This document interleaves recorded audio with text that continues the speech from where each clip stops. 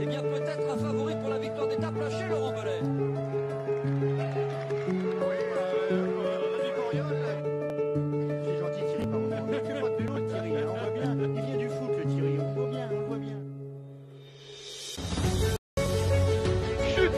Chute, un coureur, Patrick. Un coureur est tombé dans le ravin, Patrick. Sur notre gauche.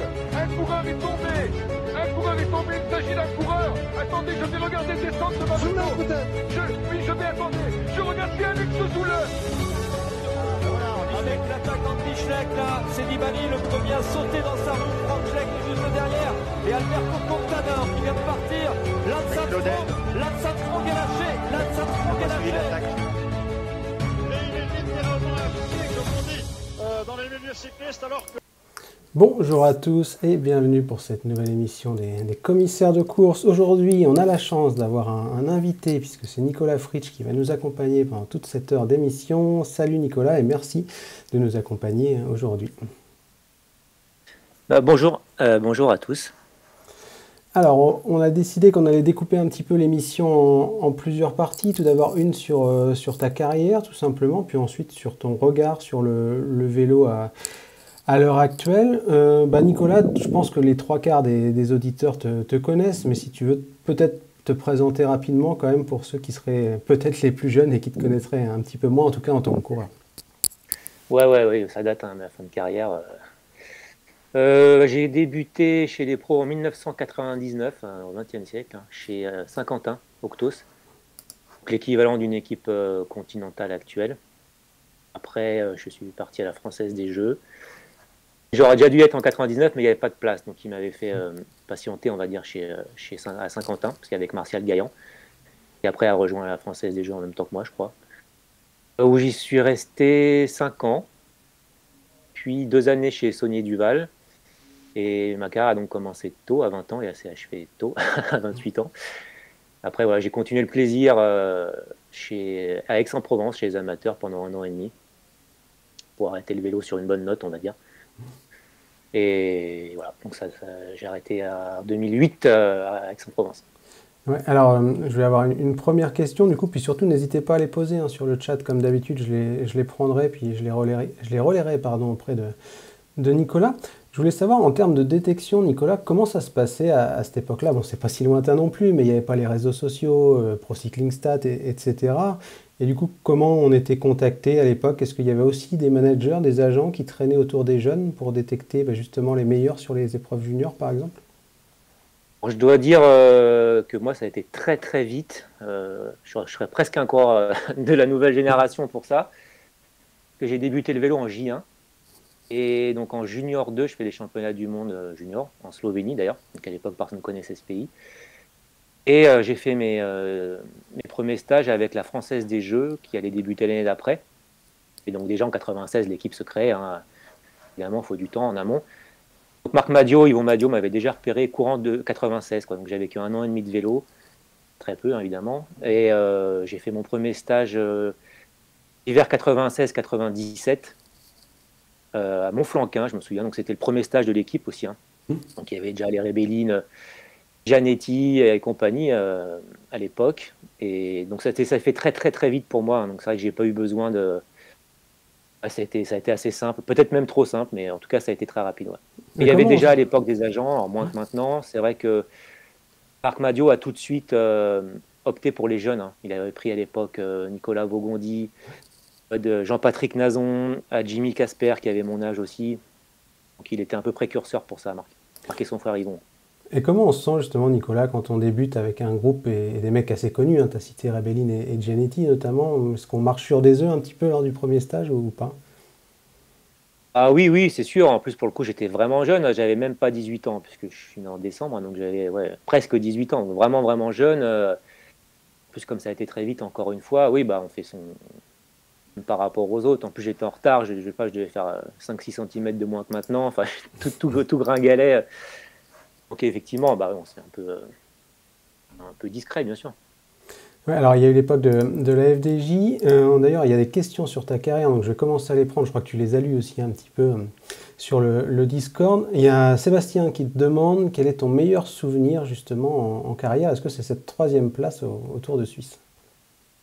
Alors oui, j'ai lu cette question, du coup ça m'a donné le temps d'y réfléchir parce que c'était pas spontané. Je me suis rendu compte que j'ai aucune réponse spontanée à apporter. Non, je pense pas que ce soit cette 3e place, même si c'est vrai que sportivement, c'est peut-être ce que j'ai fait de mieux. Mais peut-être 2 choses. Alors j'ai pas gagné beaucoup de courses, j'en ai gagné que 2. Et l'étape de Paris-Corrèze, où vraiment, sans prétention, je marchais vraiment super fort. J'ai tout fait tout seul. Enfin, j'ai vraiment un jour de un jour de grâce qui tombe un jour de course, donc c'était bien. Donc cette sensation vraiment de dominer de manière incroyable, t'arrives tellement rarement, en tout cas pour moi, qui ça arrive plus souvent. Mais après peut-être le Mont Ventoux 2005 au Dauphiné. Alors je fais que 9, extraordinaire. Et j'habitais pas très loin au nord d'Aix-en-Provence, donc c'est une montagne que le Mont Ventoux, j'y suis allé plus de 100 fois à l'entraînement. Et j'ai fait pratiquement toute l'ascension avec Armstrong. Je sais que ce qu'en pensent certains ici, mais bon, ça reste quand même Armstrong à l'époque, en 2005 quand même. Et puis là, je mets le classement justement de l'étape sur First Cycling. On voit qu'il y avait du beau monde autour de toi. Ouais, voilà. Donc en plus, j'ai souvent aidé Armstrong à rentrer parce que ça accélérait. Il avait du mal avec les à-coups comme moi. Bon, après, il m'a largué sur la fin. Bon, être là parmi tous ces mecs dans le Mont Ventoux, qui pour moi représente quand même, enfin, c'est une ascension mythique pour tout le monde, je pense. C'est un gros souvenir. Je sais que le lendemain, il y a pas mal de monde qui sont venus me voir, même des autres équipes françaises et tout. Je les avais un peu épatés et c'est vrai que c'était un très bon souvenir pour moi. D'ailleurs, c'est ma photo de profil Twitter. Il y a une autre question du coup sur ta carrière. Quelle était ta course préférée justement? En tant que participant, en tout cas, là où je m'exprimais bien, c'était en Suisse, hein, globalement. Bon, je fais 3 du Tour de Suisse, j'ai refait 11 l'année d'après. Tour de Romandie, je me débrouillais pas trop mal. Avec les courses suisses, globalement, correspondait plutôt pas mal. C'était assez simple, des belles routes, donc pas très technique. Donc ça, pour moi, c'était plutôt pas mal. Le point faible, Nicolas, c'était les descentes, c'est pas ça? Bah oui. Après, pour être honnête, si j'avais été juste un descendeur correct et si j'avais frotté correctement, je pense que j'aurais continué quelques années. J'aurais eu un tout autre palmarès. C'est vraiment, je dis ça sans prétention, hein, mais d'un point de vue capacité physique pure, ça allait. Mais pour le reste, tout l'aspect technique, j'étais à la rue. Et quand je vois aujourd'hui, je pense que c'est encore pire. Les coureurs sont encore plus techniques qu'à l'époque. C'est devenu, je pense, hyper important, encore plus qu'avant. Mais déjà, moi, à l'époque, c'était un gros défaut. Et un coureur comme David Moncoutier était tellement fort qu'il arrivait à... Malgré tout, il a réussi à faire une belle carrière. Mais c'est pareil, s'il avait été largement meilleur, il aurait eu encore plus belle carrière. Sans même parler du contexte de l'époque, évidemment. C'est ça que c'est intéressant ce que tu dis, Nicolas, parce que surtout pour des gens comme nous qui ne sont pas pros ou qui n'ont jamais été pros, dans quelle mesure ça se travaille, cet aspect technique, quand tu as vraiment des lacunes pour frotter, pour te placer et pour les descentes aussi? Est-ce que ça se bosse ou est-ce que c'est plus ou moins peine perdue, quoi? Non, je pense que ça peut se bosser. Je l'ai bossé. Alors, ça a été un peu compliqué. Alors, j'ai commencé encore une fois le vélo tard en junior. Donc c'est vrai que j'ai raté peut-être toute une partie, mais bon, on voit que ça n'empêche pas certains quand même. Evenepoel, il a commencé en junior, il descend bien. Hein. Même si on a dit à un moment donné que c'était un point faible, je pense que d'ailleurs il l'a travaillé, il a progressé. En fait, je pense qu'il y a moyen de progresser. Après, ça dépend des coureurs. On voit un Thibaut Pinot, il a aussi eu ce petit souci. Tant par la suite, il a su bien descendre. Une grande part de psychologie. Et je pense qu'à ce niveau-là, on a été mauvais avec moi. À force de me rabâcher que j'étais mauvais, finalement de pas très bon, je suis devenu mauvais. Parce qu'à force, quand on pointe tout le temps les défauts, les aspects négatifs, forcément dans le cerveau, ça devient très présent. Et il y a une grande part de psychologie dans la descente. Il ne faut pas avoir peur. C'est pas que physique, on va dire. C'est pas que avoir des mauvaises trajectoires. Il y a aussi freiner trop, se faire peur. Donc ça peut se travailler, mais c'est vrai que c'est pas évident quand même. Et encore une fois, c'est encore pire aujourd'hui, je pense, parce qu'on voit il y a des artistes des descentes. En plus, avec le matériel, je pense qu'il est plus exigeant, qui permet d'aller plus vite, mais qu'il faut être capable de maîtriser.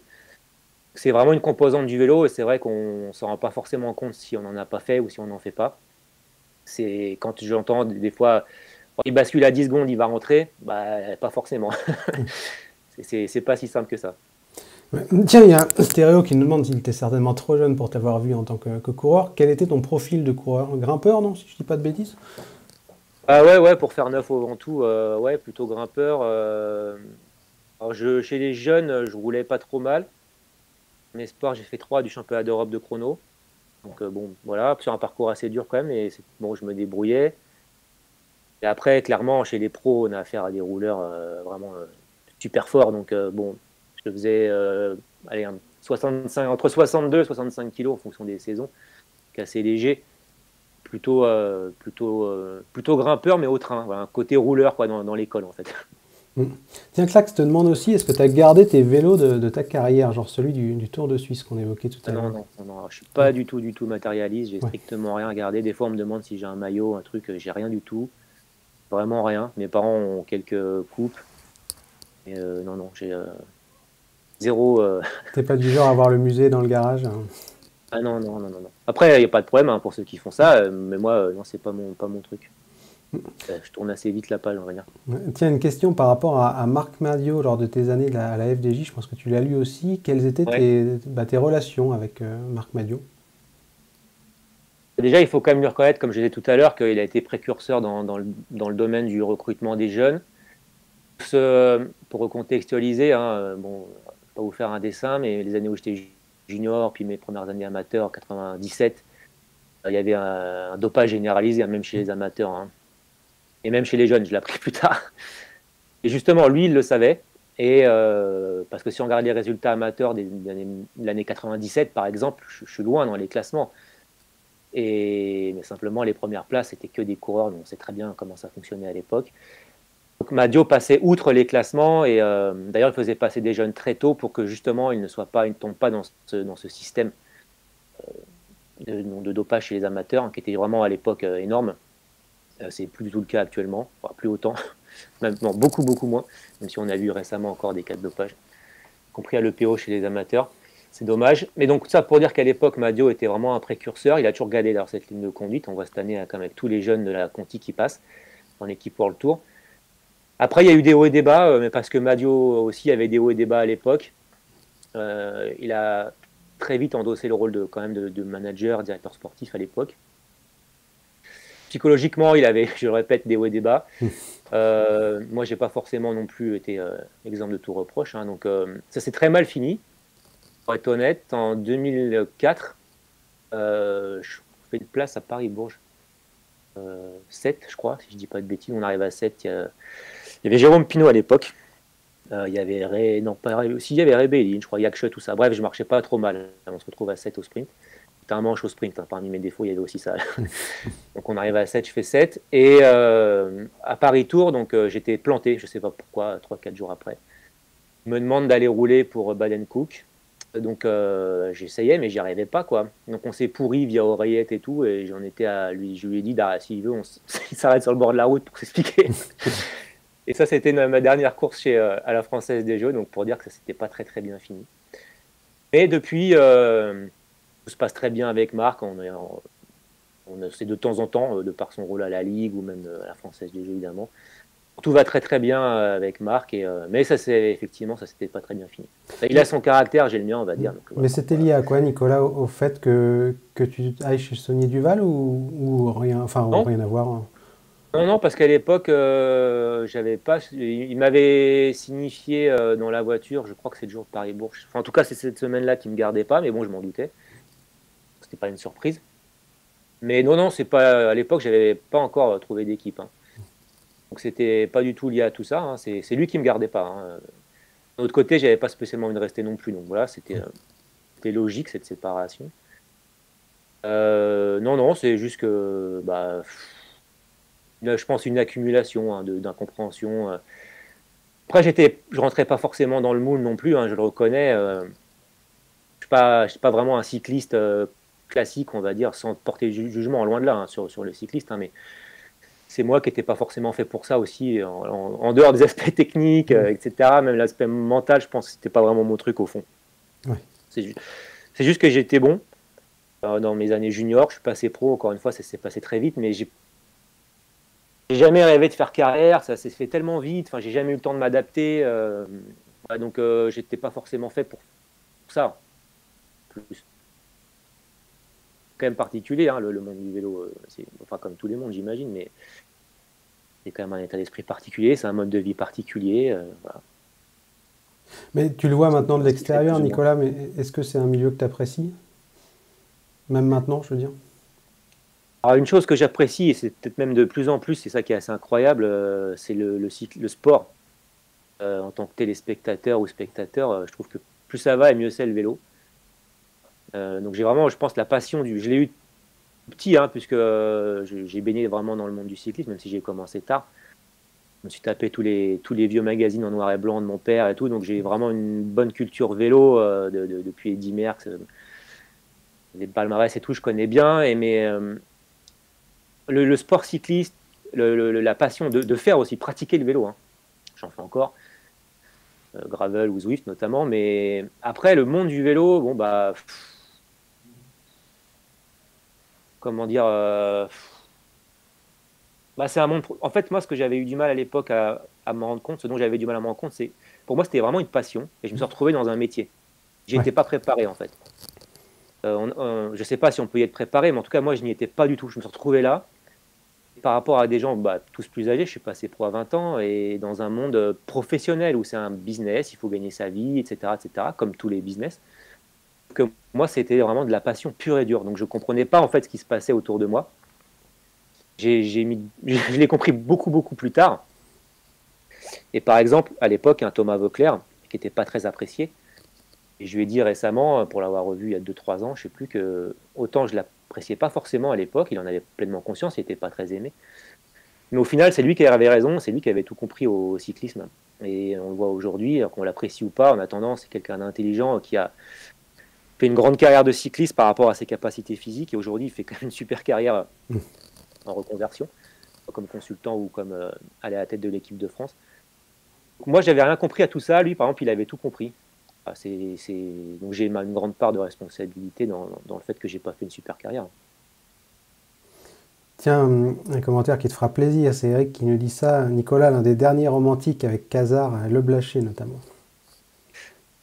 Je sais pas, c'est peut-être il est nostalgique de l'époque où je courais avec Sandy, effectivement, à la Française des Jeux, et Eric qui était au Crédit Agricole notamment, aussi à la Française des Jeux, c'est vrai. Ouais, je sais pas. Après, c'est vrai on a tous une certaine nostalgie d'une époque, hein. Mais justement, moi, je trouve que c'est mieux aujourd'hui.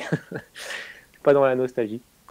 Ouais, tiens, il y a Clax qui te demande aussi, alors il parle des coureurs que tu as côtoyés, Rebellin, Berzin notamment. As-tu gardé contact avec certains? Non. Mais de toute façon, avec en fait, les deux seuls amis que j'ai dans le vélo pro, hein, c'est Florent Brard et Régis Lhuillier, qui sont encore ce sont mes deux meilleurs amis, tout simplement. Donc j'ai côtoyé Florent Brard, je l'ai rencontré à l'US Créteil, donc ça date, hein, hiver 95-96. Ça fait 27 ans maintenant que c'est un ami. C'est-à-dire que c'est une amitié de longue date. Et Régis Lhuillier, un peu plus tard en équipe de France, je crois, en 99 à la Ronde de l'Isard, il me semble. Et on est resté amis là aussi. Après, bon, des coureurs comme Rebellin et tout, Berzin, non, Gianetti, de temps en temps, très rarement, je suis en contact avec lui de par son rôle de manager de l'équipe du Team Emirates, mais plus avec Machin. Les autres, non. Rebellin, si, je l'ai croisé de temps en temps parce qu'il participe encore à des cyclosportifs que mes amis organisent dans le sud de la France, donc notamment en Mercantour. Donc je l'ai revu à cette occasion. Et était encore assez exceptionnellement fort à son âge. Les autres, non, pas trop, non. Tiens, on demande, est-ce que tu as connu des galères pour retrouver des contrats ou obtenir une prolongation? Ça va nous mettre justement à la jointure avec Saunier Duval et ce que tu nous disais tout à l'heure, le fait que tu aies appris que tu n'étais pas prolongé à la Française des Jeux. Oui, forcément. Saint-Quentin, c'était prévu, donc c'était prévu après que je signe à la Française des Jeux. 2000-2001. 2001, l'équipe n'était pas sûre de continuer, l'équipe française des Jeux. Donc on avait, à l'époque, c'était très très chaud. On avait pu re-signer malgré tout certains coureurs avec une baisse de salaire. Donc déjà un salaire de néo-pro, c'était pas fantastique. Enfin, c'était pas fantastique. À 20 ans, c'est bien, bien sûr, hein. je dis pas de bêtises, c'était 12 000 francs. Et la troisième année, c'était 10 000 francs. Donc c'était moins pour, tout simplement pour rester dans l'équipe, hein, parce que ça avait été compliqué.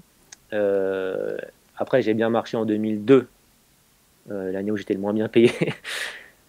Donc après, forcément, Marc m'avait reproposé si je recalcule bien, il m'avait cassé. Donc j'ai refait 2002-2003, 2003-2004, pardon, que 2002, j'avais fait une belle année. Il ne me garde pas, j'avais pas d'agent. Et c'était une erreur, je pense. C'est compliqué de s'occuper de tout seul. Surtout qu'en général, on n'est pas forcément très bien psychologiquement quand on est là. Hein. Et c'est difficile de se vendre quand soi-même, on n'est pas très bien. On ne dégage pas forcément une grande confiance. Mais je ne sais plus comment ça s'est fait d'ailleurs, mais j'avais dû contacter Giannetti, je pense. Et on s'était rencontrés, je crois que c'était lors de la présentation du Tour. C'est là que j'avais signé chez eux. 2 années, 2 très belles années. Hein. J'ai vu passer aussi d'ailleurs, est-ce que j'en garde, c'était pas un regret, pas du tout, au contraire. C'était 2 très très bonnes années où vraiment je me suis éclaté. J'ai rencontré des super types. Après, on en pense qu'on en veut. Ils ont parfois certains eu des soucis, ça c'est sûr, c'est indéniable. Mais après, j'ai pas été conservé. En 2006, j'ai connu une vraie année galère. Alors, pour le coup, j'ai enchaîné. J'ai commencé avec, je ne vais pas m'apitoyer sur mon sort, mais c'est pour expliquer ce que peut être la vie d'un coureur. C'est pas toujours simple. Alors, dans l'ordre, j'ai chuté en début de saison à la Ruta del Sol. Il pleut jamais en Andalousie, il a plu, et c'était extrêmement gras. Mais vraiment une patinoire, donc chute. J'ai repris et j'ai eu la varicelle la veille de Paris-Nice. Donc à 27 ans, je l'avais jamais eu. Voilà, donc ça fait drôle. Hein. Et quand on est plus âgé comme ça, la varicelle, c'est pas rien. J'ai vraiment souffert. J'ai repris après au Tour de Romandie. Énorme chute que j'évite, mais on me rentre dedans. Donc je me suis pris un vélo dans le dos au torticolis. Le lendemain, j'ai dû abandonner. J'ai repris au Dauphiné. Donc c'était vraiment une année de galère où j'étais bien. Mais là, j'étais tétanisé dans la descente de je sais plus laquelle. On revient en problème de descente. J'abandonne, alors que je dois basculer au sommet du Galibier dans le top 15. Donc ça allait physiquement. Et j'abandonne après. Et je dis non, je vais pas au Tour de France, parce que je me sentais pas capable alors que j'étais sélectionné. Et voilà, l'année, en fait, voilà, c'est passé comme ça. Et puis août, septembre, je sais pas, j'étais plus très très motivé. Mais je pense que si j'avais eu un agent, peut-être que ça aurait été possible de me vendre, entre guillemets. Un terme peut-être pas très beau, mais à un moment donné, c'est ça. Et j'aurais peut-être pu continuer. Et en plus, après 2007, je marchais vraiment très très fort avec Aix-en-Provence. J'avais 29 ans, hein, c'était mes belles années. Mais c'est comme ça, je n'ai pas de regrets, ça s'est passé comme ça s'est passé. Mais oui, il y a des galères, hein, évidemment. Hein. Alors pour certains, tout se passe parfaitement, mais pour d'autres, c'est un peu plus compliqué. On va rester sur la Saunier du Val, parce que je pense qu'il y a pas mal de gens qui attendent ça, et sans forcément t'accuser ou quoi que ce soit, je pense que c'est plutôt intéressant d'avoir ton point de vue à toi, parce que tu l'as vécu de l'intérieur, cette Saunier du Val. Quel a été ton regard sur l'ambiance au sein de l'équipe, l'environnement qui était quand même assez toxique pour certains. Enfin bref, comment toi tu as vécu la Saunier du Val? Moi, comme j'ai dit à l'instant, c'est 2 très très belles années. J'ai rencontré de belles personnes. Alors encore une fois, certains en pensent autrement, mais moi je les connais. Même Rico était sympa. Alors, c'était un coureur, je cherche le mot, je ne le trouve pas. Écorché vif, voilà. Il a eu une enfance très difficile, il a une vie compliquée. Alors attention, hein, je ne cautionne pas. Après, il est parti complètement en cacahuète. Je pense qu'il y a eu des problèmes, hein. Des vrais problèmes mentaux après, hein, parce que c'est parti vraiment très très loin.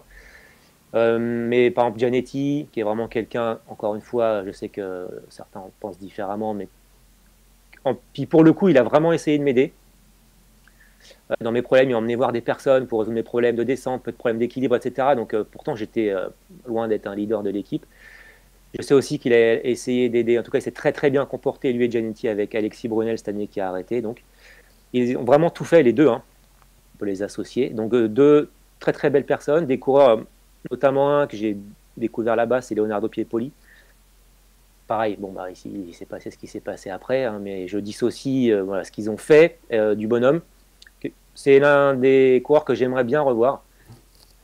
Je sais que maintenant il est entraîneur chez Movistar. Je sais aussi que quand il était entraîneur, je crois que c'était de Formolo ou d'autres coureurs. entraîneur chaudière, etc. Mais c'est vraiment un chouette mec. Et c'était une très très belle équipe.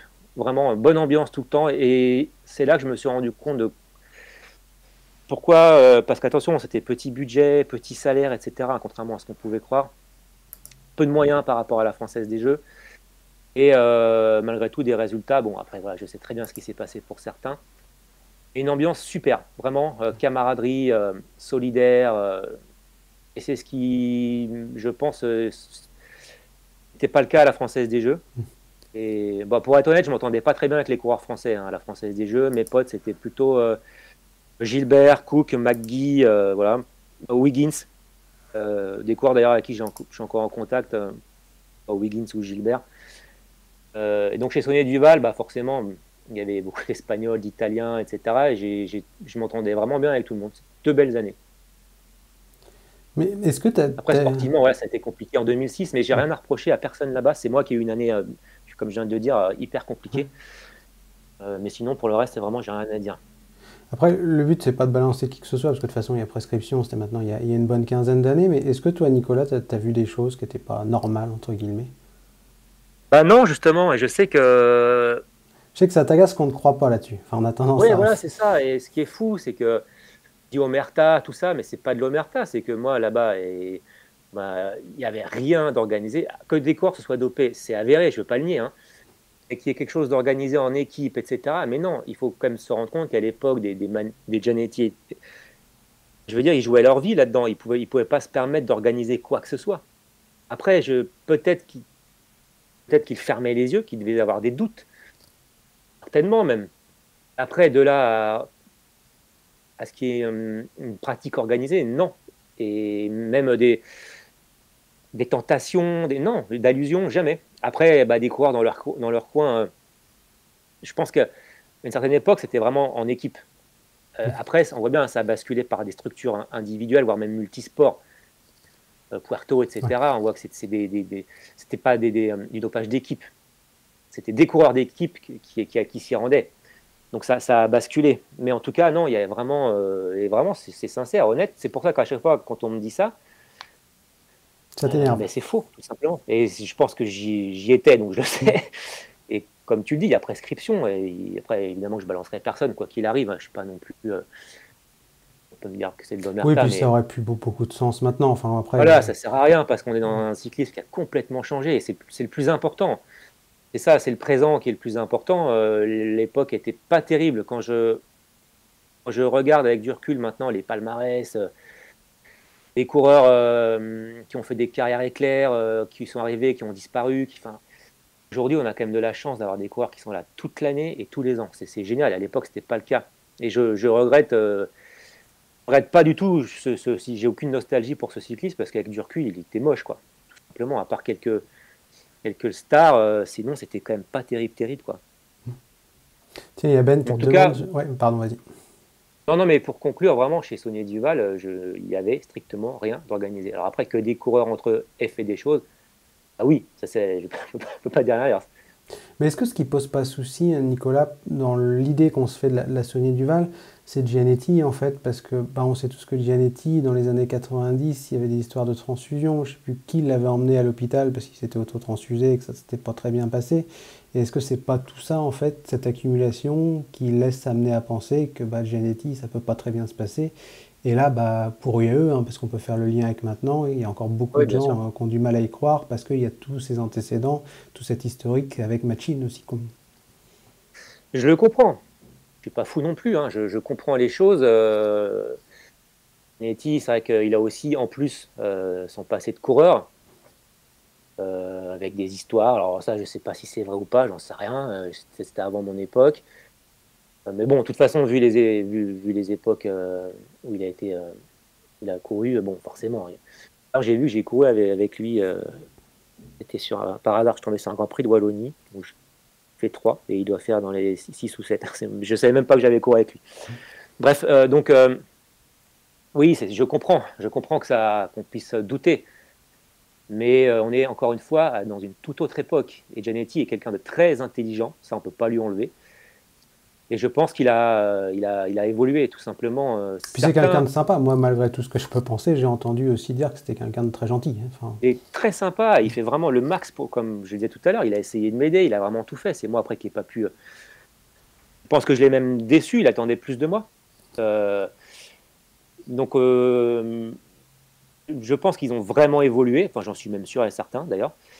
Après, je comprends, évidemment. Si certains Ce qui se passe, c'est que certains ont évolué plus ou moins vite. C'est vrai que nous, en France, on a quand même assez vite évolué après l'affaire Festina, même s'il y a quand même eu beaucoup de cas positifs. Mais est-ce qu'il n'y a pas une part d'hypocrisie, justement, Nicolas? Parce qu'on parle beaucoup des managers français là, et de leur sincérité, ce que je crois, hein, bien entendu, je ne veux pas dire l'inverse, mais on oublie parfois de dire que dans les années 90, eux aussi, ils n'étaient pas forcément clean et ils étaient dans ce système de dopage généralisé. Et pourtant, maintenant, on leur ressort jamais ça, alors qu'on le sort à Giannetti.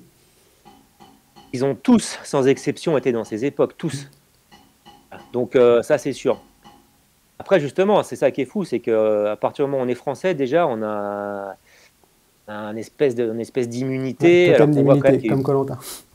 Ouais, c'est ça, ouais. Alors que je pense que si on recense tous les cas de dopage dans les équipes françaises depuis l'affaire Festina, il y en a beaucoup.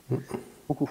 Et encore récemment, et encore notamment chez Groupama FDJ, avec Preidler, on ne s'y attendait pas du tout. Même en interne, hein, ils sont tous tombés des nues comme nous. Il y a une part d'hypocrisie, forcément. Après, encore une fois, je comprends qu'on ait des doutes, c'est normal, il y a un passé, et je comprends aussi dans le vélo, il y a tellement de casseroles qu'on est obligé d'avoir du recul et de ne pas prendre toutes les performances comme ça, de s'extasier. C'est logique. Mais moi, ce dont je suis sûr, c'est que ça a évolué largement et dans le bon sens. Simplement, il y en a qui ont mis plus de temps que d'autres, c'est tout. C'est comme dans tous les domaines. Certains ont compris, c'est pas évident, il faut aussi de bifurquer, de changer de système, de logiciel, c'est pas si évident pour des gens qui ont connu que le dopage dans toute leur carrière. Puis les jeunes, chez les amateurs, chez les pros, le début de manager, pas si évident que ça quand même aussi. Hein. Et donc certains ont été plus rapides que d'autres. Concernant Machin et Giannetti, pour moi, alors après, je sais pas, encore une fois, peut-être que dans les équipes, il se passe des choses, j'en sais rien. De toute façon, j'ai bien vu avec Alexis Brunel, il n'y a rien du tout là-bas. En tout cas, lui, il a fait comme moi, il a fait le même constat, quoi, c'est tout.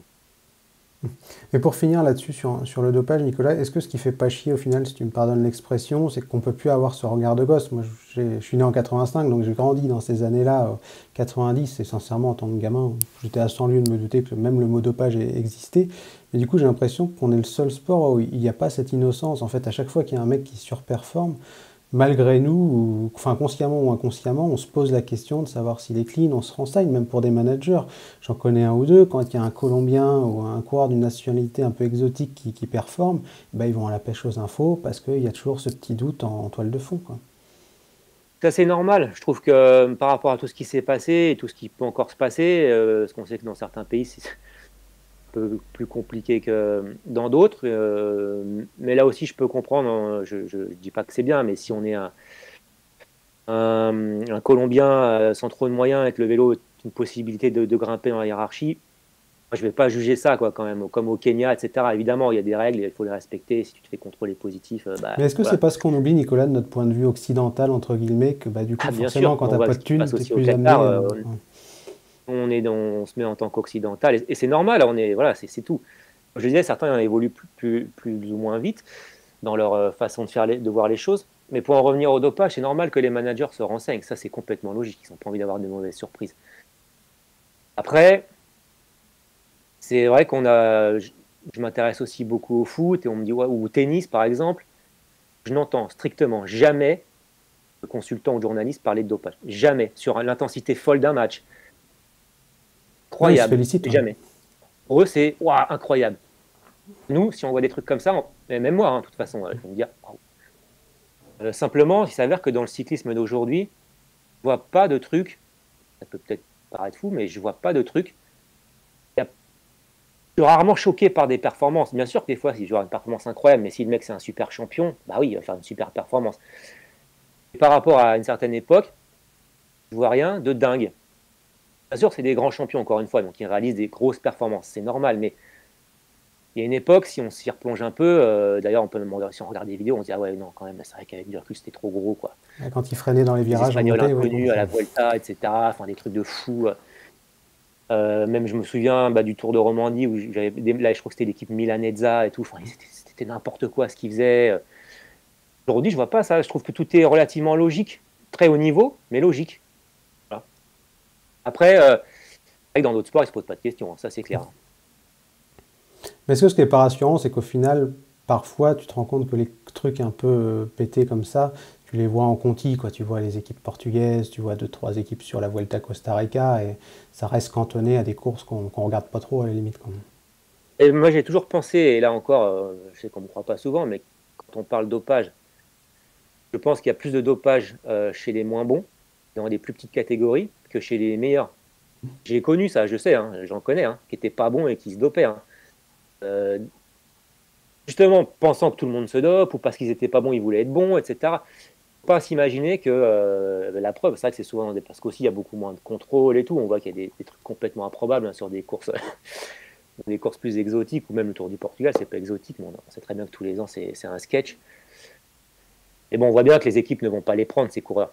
Ils ne sont pas folles. Voilà. Donc il y a quand même une rigueur aujourd'hui dans la détection des talents.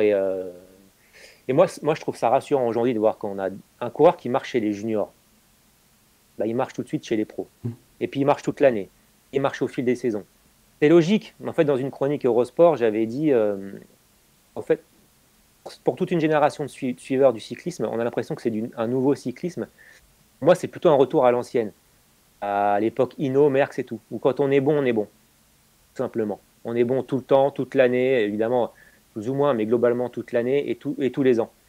Et Eddy Merckx, il est champion du monde amateur en sortant des juniors. C'était très très dur à l'époque, hein, de coureur de l'Est, soviétique et tout. Il passe pro, il marche tout de suite. Hinault, pareil. Laurent Fignon, il est stagiaire, il a fait gagner Paris Tour.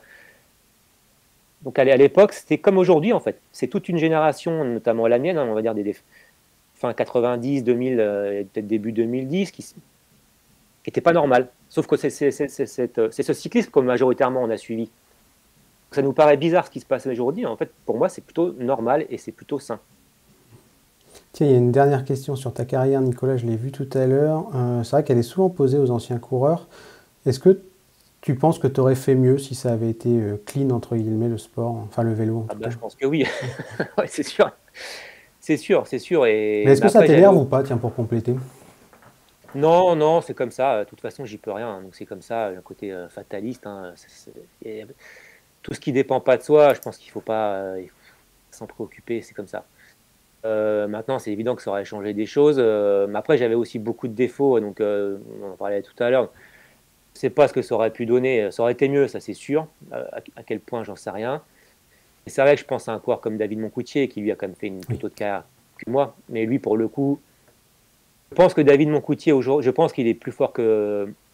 Toujours, bon, les comparaisons, en plus, j'aime pas trop, mais allez, si on s'y prête, je pense qu'il est plus fort qu'un Thibaut Pinot ou qu'un David Gaudu. Et je pense qu'un David Moncoutier aujourd'hui, avec encore une fois ce petit bémol, hein, dans les descentes, mais je pense que d'un strict point de vue physique, il aurait été extraordinaire.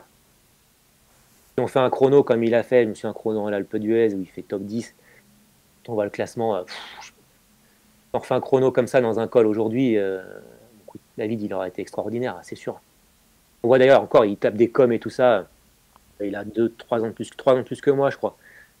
Et limite, il aurait sa place dans un peloton pro encore. C'est incroyable. C'est un gros moteur. Et lui, mais bon, il a quand même fait une très belle carrière. Donc je sais, pour en parler, il n'a pas de regret non plus. On va passer à la suite, Nicolas, si tu veux bien, parce que je vois que l'heure tourne. Je ne m'étais pas rendu compte, mais ça fait déjà 40 minutes.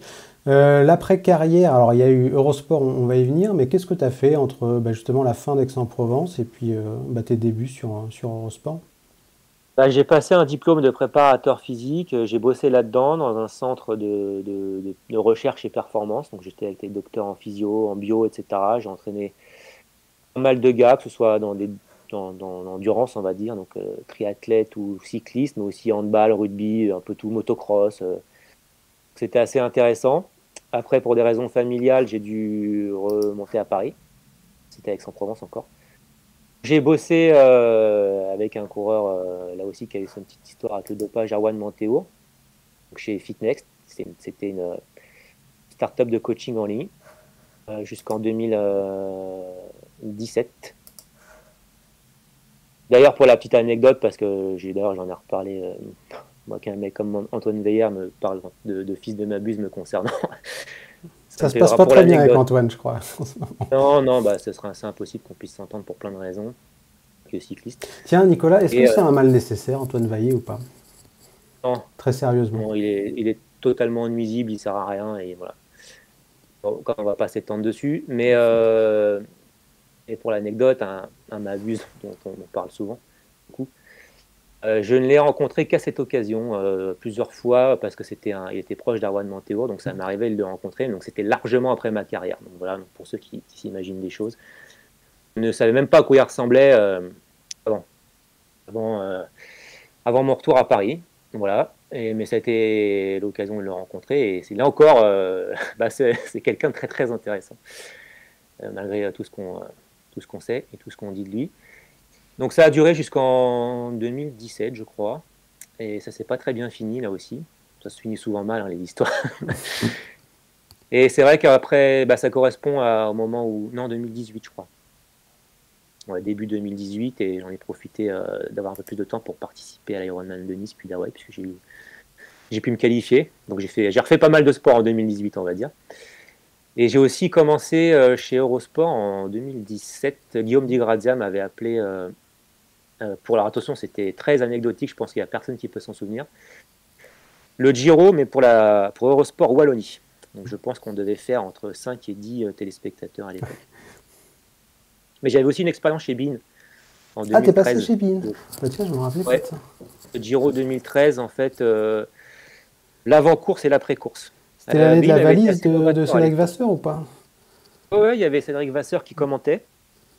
Emmanuel Barthes, et je crois que c'est lui qui m'avait contacté, ouais. Et donc on était en avant-course après-course avec Roberto Damiani, notamment. Il y avait Jean-Patrick Nazon aussi, on alternait les étapes plutôt grimpeur ou plutôt sprinter.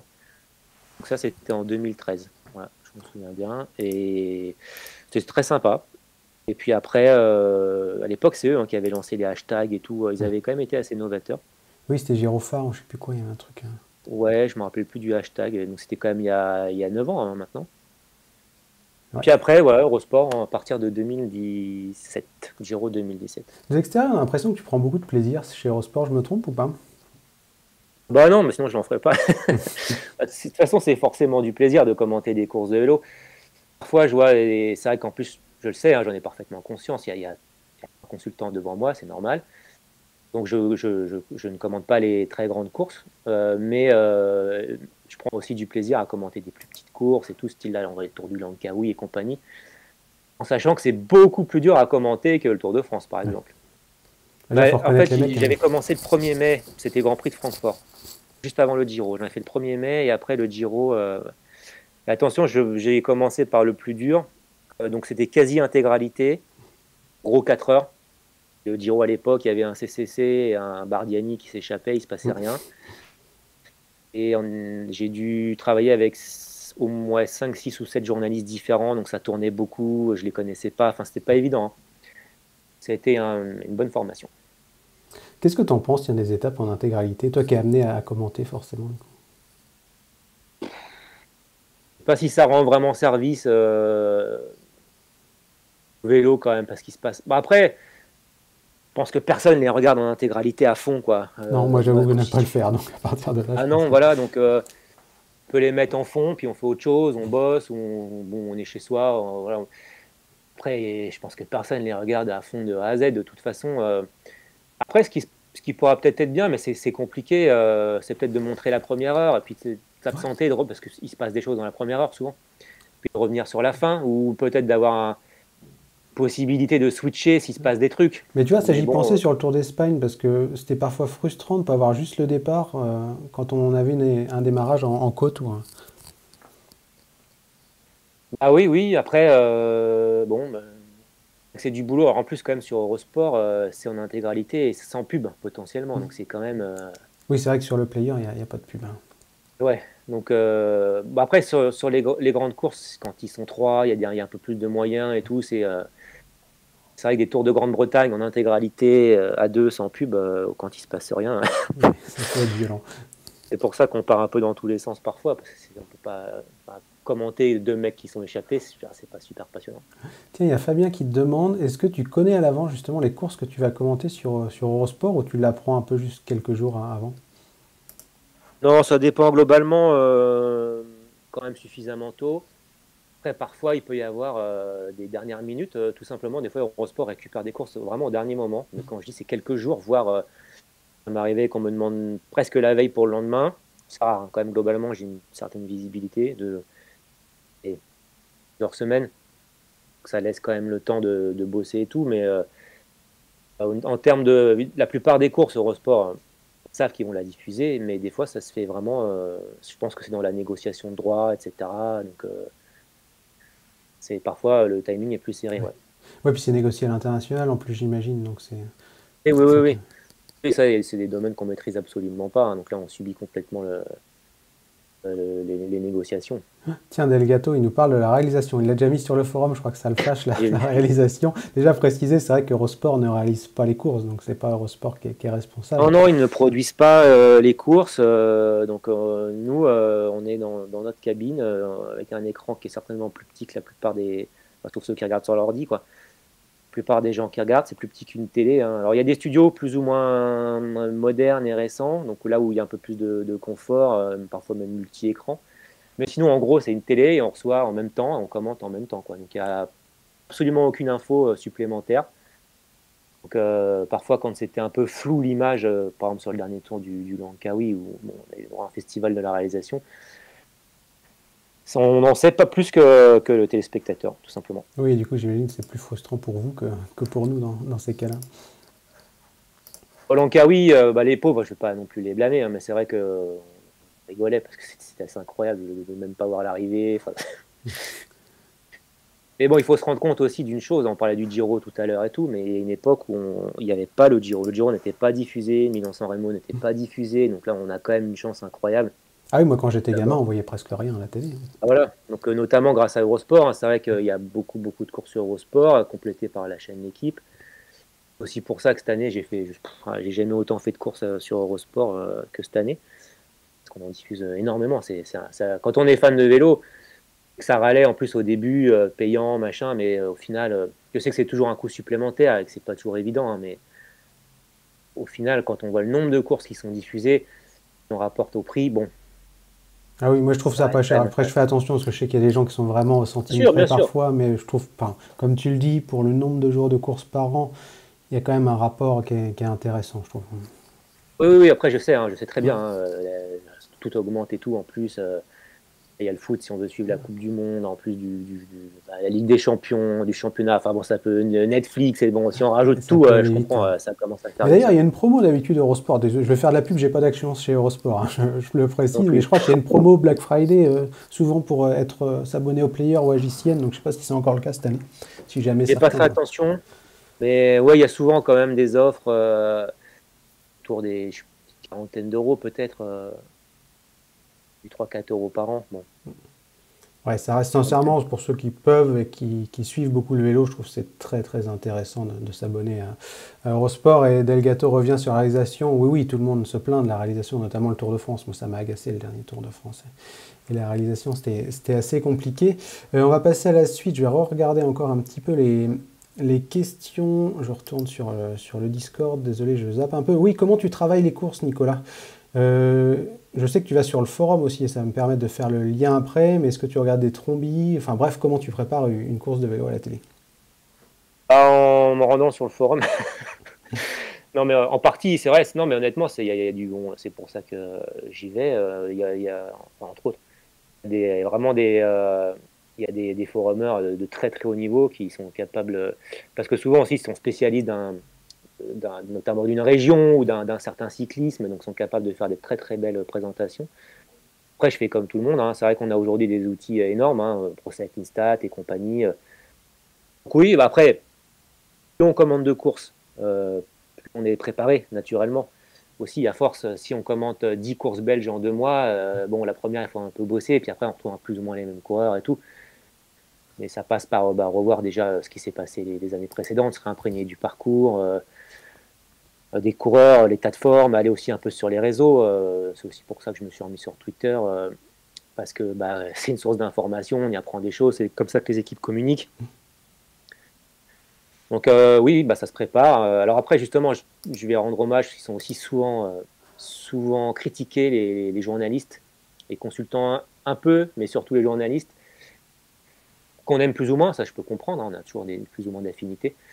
Mais j'ai appris à découvrir cette facette. Moi, quand j'étais coureur, j'aimais pas les journalistes, j'aimais pas le journalisme. Pourtant, je suis né dans une famille qui est dans la presse, mais en tant que magasin, dépôt de presse à l'époque, ça n'existe peut-être même plus, et magasin de presse, donc je suis né là-dedans. Mais le journalisme en lui-même, parce qu'à chaque fois, on est posé des questions qui ressemblaient à rien, etc. Bon, surtout sur le Tour de France, où c'était vraiment n'importe quoi. J'ai eu des questions... quand ces gars-là qui vient poser une question, c'est sûr qu'ils ne savent même pas comment tu t'appelles.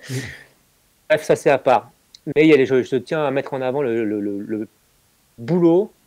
Après, c'est leur boulot, justement, mais même le sérieux, le professionnalisme de tous les journalistes que je connais chez Eurosport. Ils sont tous de très haut niveau, vraiment, que ce soit chez Eurosport à la télé ou eurosport.fr, qui écrivent des articles.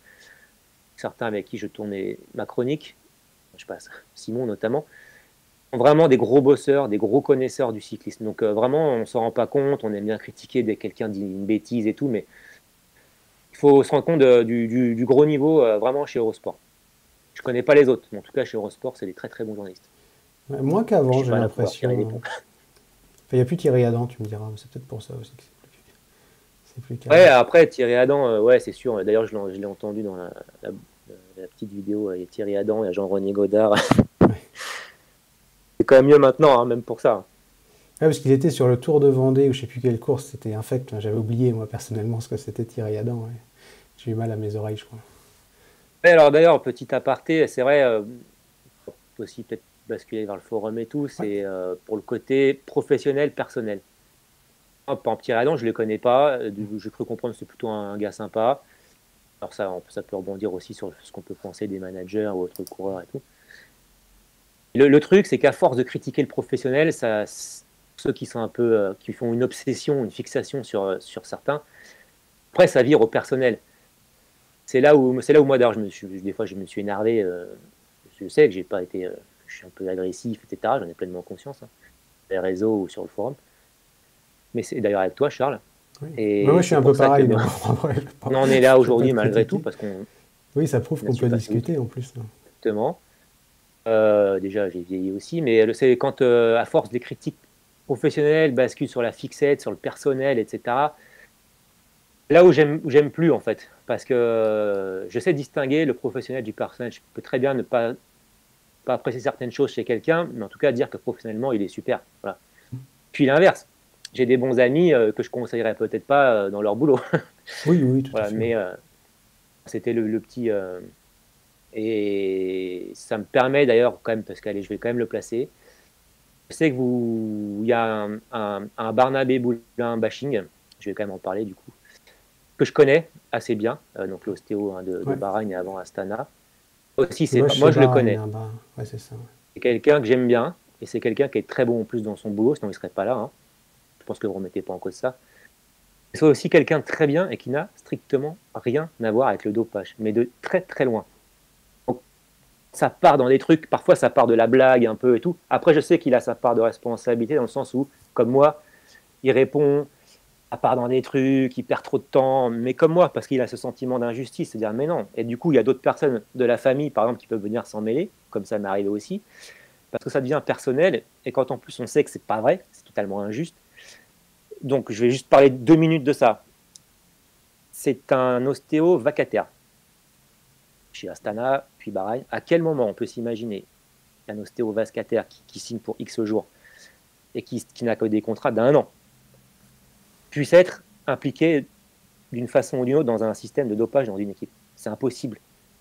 Ça s'est arrivé par le passé, je le sais, j'en connais des personnes qui ont signé des contrats à durée indéterminée avec des gros salaires pour des boulots quasi fictifs, tout simplement parce que c'était pour leur signifier que bon bah tu vas pas parler quoi, tu sais des choses, tu vas jamais les dire.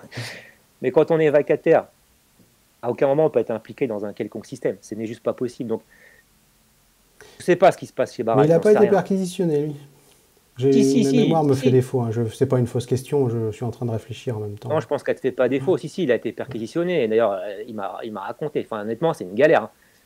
Vous imaginez, de toute façon, un débarque et prend tout, machin, les flics. Oui, quoi qu'il se passe, on souhaite ça à personne. Non, franchement, c'est pas marrant. Même, bon, après, évidemment, c'est surtout pas marrant quand t'as rien fait. si t'es coupable, bon, c'est différent. Et donc, évidemment qu'il l'a mal vécu. Évidemment que je pense que d'ailleurs, les coureurs de l'équipe Bahreïn ont dû quand même en souffrir pendant le Tour de France. Tu peux pas ne pas en souffrir. Ça reste des êtres humains. Donc voilà, c'était la petite aparté. C'est attention quand même, les gars, quand vous vous acharnez sur quelqu'un, n'oubliez pas quand même, c'est pas un anonyme sur Twitter, c'est un vrai gars, il peut en souffrir, y compris donc, professionnellement, mais surtout personnellement. Et surtout, pour le coup, vraiment, je sais que ça a quand même beaucoup tourné, mais rien à voir avec une quelconque affaire, que ce soit chez Astana ou Bahreïn. Mais jamais, voilà. Donc c'était quand même pour en parler. Mais après, j'ai pas tout en tête encore une fois, mais est-ce que le problème, Nicolas, quand on parle de quelqu'un comme Barnabé Moulin, c'est pas son discours, en fait, dans le sens où, tu vois, enfin, j'ai pas en tête, encore une fois, je me rappelle juste vaguement de ses interviews, il en avait donné une sur Ouest France ou le Télégramme, je sais plus. Mais enfin, moi, ce qui m'a gêné, en tout cas, c'est que son discours, je trouve qu'il n'est pas crédible, dans le sens, je fais confiance au gars, tout va bien. Pour moi, c'est plus ça, tu vois. Enfin, ce discours, il n'est pas obligatoire. Après, je dis pas qu'il fait partie de ce système, parce que comme tu le dis, s'il est vacataire, de toute façon, c'est pas lui qui est à la tête d'un réseau international ou quoi que ce soit. Mais je trouve que c'est le discours, en fait, qui est gênant, enfin, dans ces cas-là. Mais ça n'engage que moi, après. Ouais, mais ça, je peux comprendre. Quand une équipe performe à fond, dans le discours de tout à l'heure, on a des doutes, c'est logique. Maintenant, quand on bosse dans l'équipe, qu'on côtoie les mecs tous les jours, enfin, très souvent, pour la plupart, sont des chouettes types. Bah ouais, tu leur fais confiance. Qu'est-ce que tu veux y faire? Même Guardiola a dit par propos de Mendy, et je ne suis pas son père, dans un tout autre registre. Oui. Il y a un moment, tu leur fais confiance. En plus, pour peu que ce soit des mecs sympas et tout, tu peux rien faire d'autre, en fait, de toute façon. Qu'après, lui, il peut n'avoir que ce discours. Ouais, c'est français. Après, oui, il est aussi comme moi. Peut-être qu'il a surréagi. Peut-être que du coup, bah. Oui, parce qu'après, il peut choisir de ne pas répondre à la presse, du coup. S'il veut. Ouais, et puis tu peux dire, bah, je dis rien sur Twitter, je n'y réponds à rien, j'y suis même pas d'ailleurs, etc., etc. Bon, je pense même que ça lui a porté préjudice parce que du coup, ça a cristallisé une certaine, pas haine, mais en tout cas critique. Oui, puis je pense qu'il y a des équipes qui ne prendront pas à cause de ça, enfin, de toute façon. Ouais, mais après, pour tout ce qui est perquise, vous savez, enfin, je dis vous, on dit à ceux qui nous écoutent, qui s'est raconté par rapport à d'autres personnes, il y avait des dénonciations, mais c'est ça, c'est la vérité en revanche, hein. Ça c'est sûr et certain. Peut-être que, pareil, j'ai vu que ça faisait rire, ouais, comme si le parquet, enfin, voilà, comme si la justice allait écouter, bah ouais, mais en fait, si. Et ça, je le sais. C'était quoi? C'était par rapport à Antoine, ça, non? Mais le piège, non. Mais il faut pas croire qu'ils n'ont pas d'influence. C'est ça qui est assez fou, mais au niveau, parfois la justice écoute peut-être de mauvaises personnes, pas, en tout cas mal informées. Et tu parles d'Antoine là, Nicolas, non? Pas que de lui. Ouais, pas que de lui. Désolé, ça a coupé, du coup, c'est pour ça que je n'avais pas. Ouais, non. Pas que de lui, mais je sais que ça peut faire rire certains, mais sachez que ça peut partir parfois des actions en justice de quasi rien. Et d'ailleurs, ça n'a rien donné ni avec Quintana, ni avec Bahreïn, et je pense que ça ne donnera rien. Alors après, je dis pas qu'ils sont dopés ou pas dopés, mais pour l'instant, je pense que ça ne va rien donner. Mais pour finir sur Barnabé, Nicolas, est-ce que le problème aussi dans la tête des suiveurs comme moi et puis comme d'autres, c'est que tu sais, ce discours où on dit bah, moi je les connais, ils sont sympas, on ne l'a pas entendu 10 fois, mais pour US Postal, pour tout en fait, et du coup ça passe trop, quoi. Ah ouais, non, mais encore une fois, je le comprends, c'est comme on en parlait tout à l'heure. Puis parce qu'on suit quelqu'un sur Instagram ou machin, on a l'impression qu'il est sympa, ou sur Twitch avec David Gaudu, etc. Et après, on n'en sait rien ce que font les mecs chez eux. Oui, tout à fait. Tout simplement, moi, il y a des gars dont je suis à peu près sûr, mais honnêtement, si on me demande de mettre mes deux mains coupées, je les mets sur personne, strictement personne, étrangers, français. Non, puis sans faire de parallèle, on le voit pour des faits divers, des fois pour des trucs un peu glauques à la télé, le voisin qui dit ah, bah, je le connaissais bien, il avait l'air sympa, quoi. Exactement. Donc voilà, encore une fois, peut pas tout maîtriser, donc on ne peut pas avoir d'autres discours aussi. C'est ça qu'il faut bien comprendre. On va pas dire ah bah non, c'est un gros con. Je suis C'est une sûr grosse qu'il dope. chaudière. Bah ouais, voilà, il y a un moment donné, il faut aussi être cohérent, se mettre à la place des gens. Alors peut-être que le mieux, c'est de rien dire du Oui, tout, je pense, peut-être. À partir du moment où on parle, c'est pas de l'omerta, c'est de toute façon, comme je vous l'ai dit tout à l'heure, j'ai strictement rien vu chez Saunier Duval. Je pense qu'un Barnabé, il a strictement rien vu chez. Maintenant, je sais aussi qu'on a tendance à ne pas entendre ce qu'on ne veut pas entendre et on ne veut pas comprendre que c'est possible que ce soit autrement. Ça je le comprends. Hein. Et il existe parfois une autre possibilité. Voilà.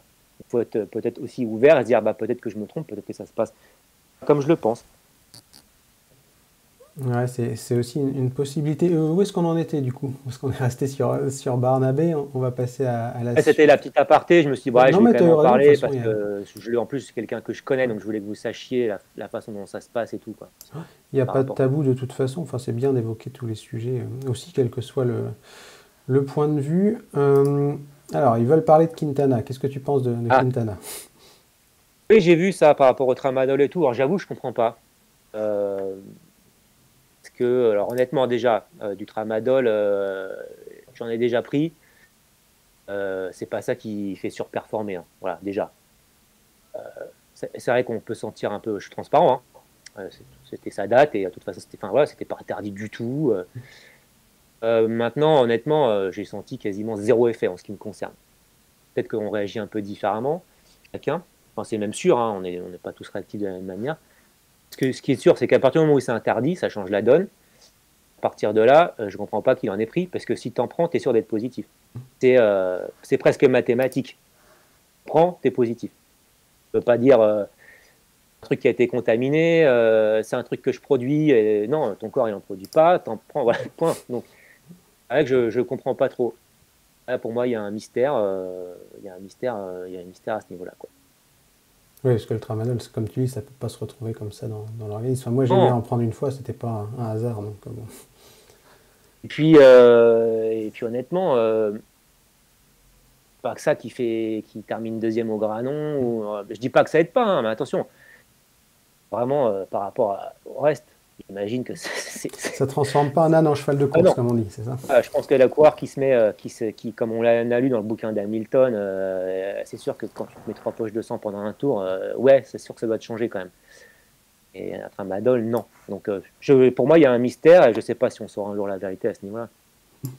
Tiens, on nous parle de BNB. Moi, je pense que tu l'as vu aussi, la question sur BNB. Qu'est-ce que tu penses du traitement? Un gros sujet, Charles. Ouais, un gros sujet avec mon ami Jérôme.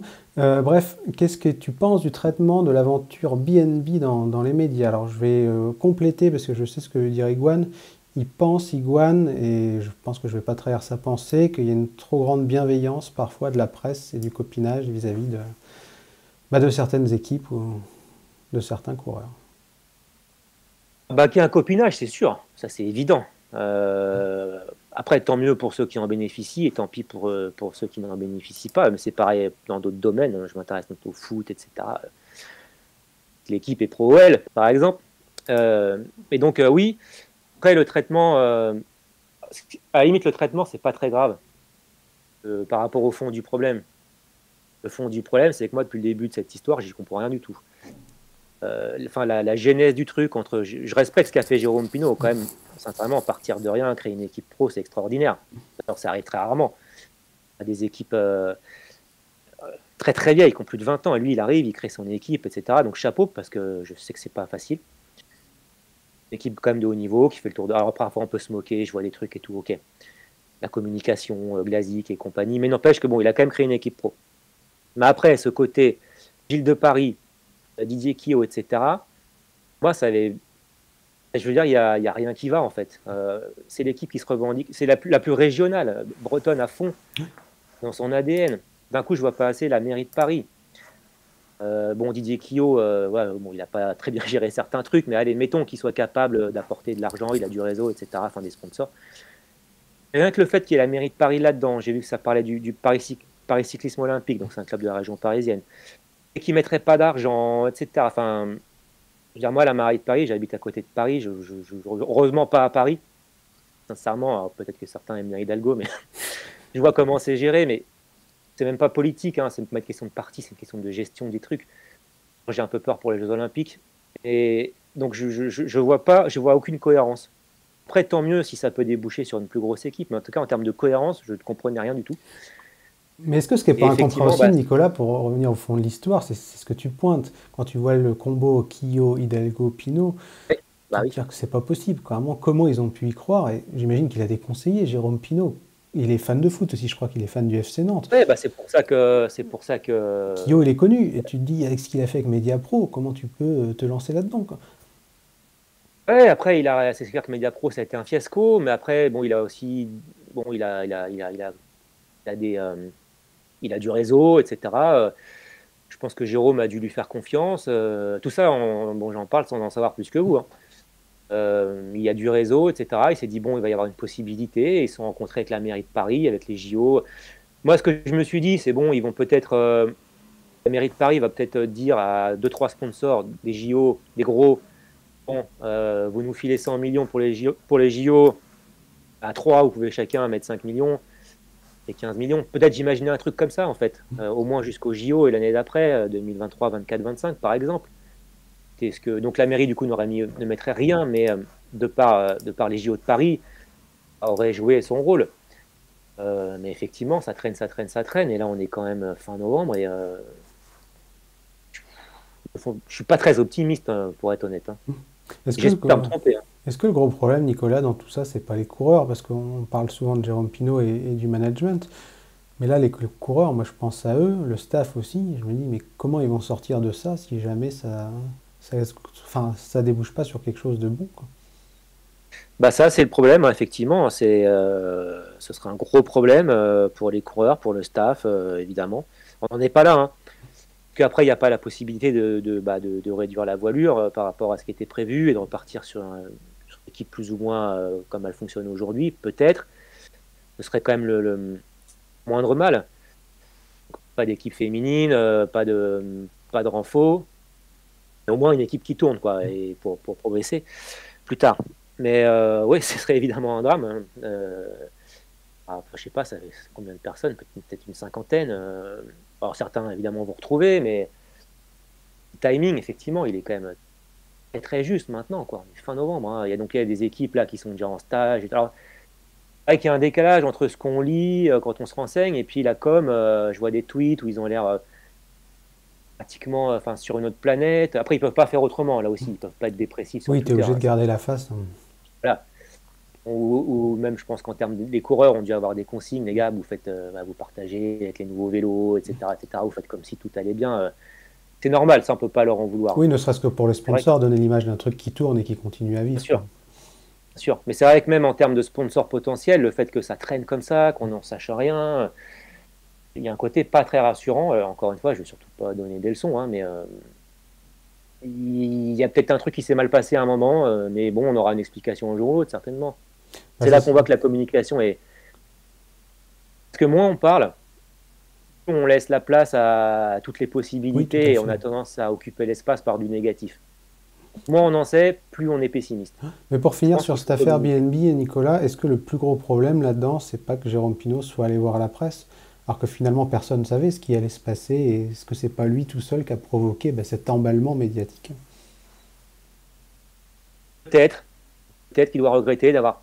Et il avait peut-être des assurances aussi, et on ne sait pas, hein, après tout ça, on lui a peut-être vendu du rêve, lui aussi un peu fait avoir, puis on verra, ça se trouve que ça va marcher, et après tout c'est tout ce qu'on peut souhaiter, mais Ouais, carrément. c'est sûr que en général, on fait et on s'exprime après, mais on ne connaît pas le timing, on ne connaît pas tous les dessous de cette histoire, il avait peut-être des assurances, que pour le coup ça n'en était pas, mais lui il le croyait. Peut-être, encore une fois, c'est vraiment pas plus que... notamment ce que savent certains forumers. Là encore une fois, pour revenir au forum, je viens pêcher mes infos aussi ici.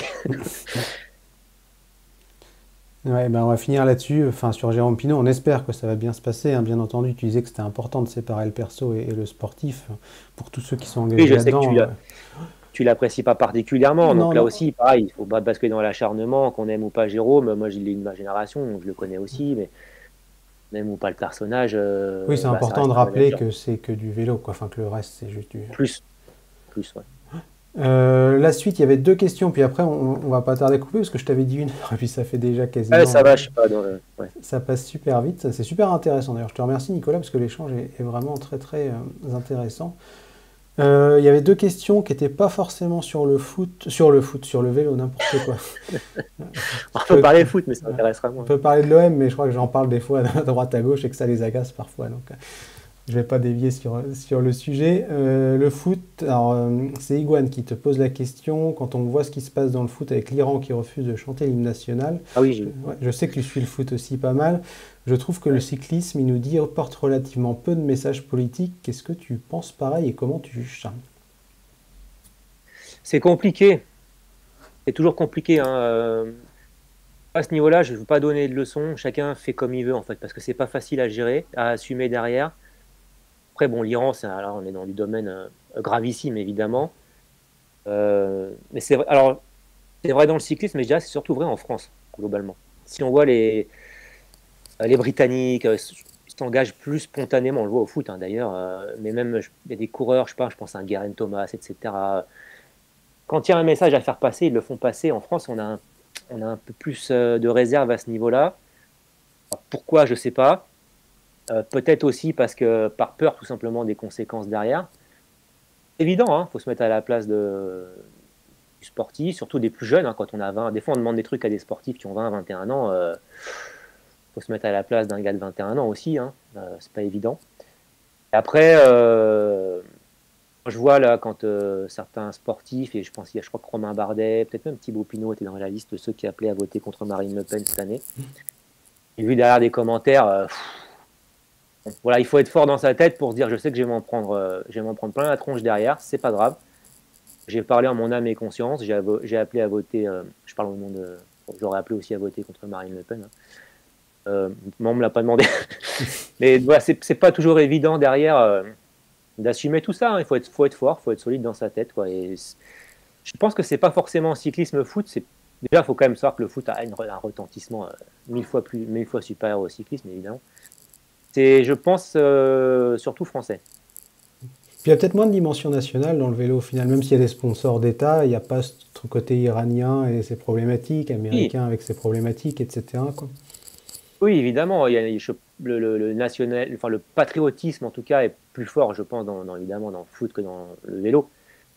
Ça c'est sûr. On représente quand même son pays, la Coupe du Monde et tout. C'est plus fort que simplement le championnat du monde de cyclisme, quand même. Bon, le foot.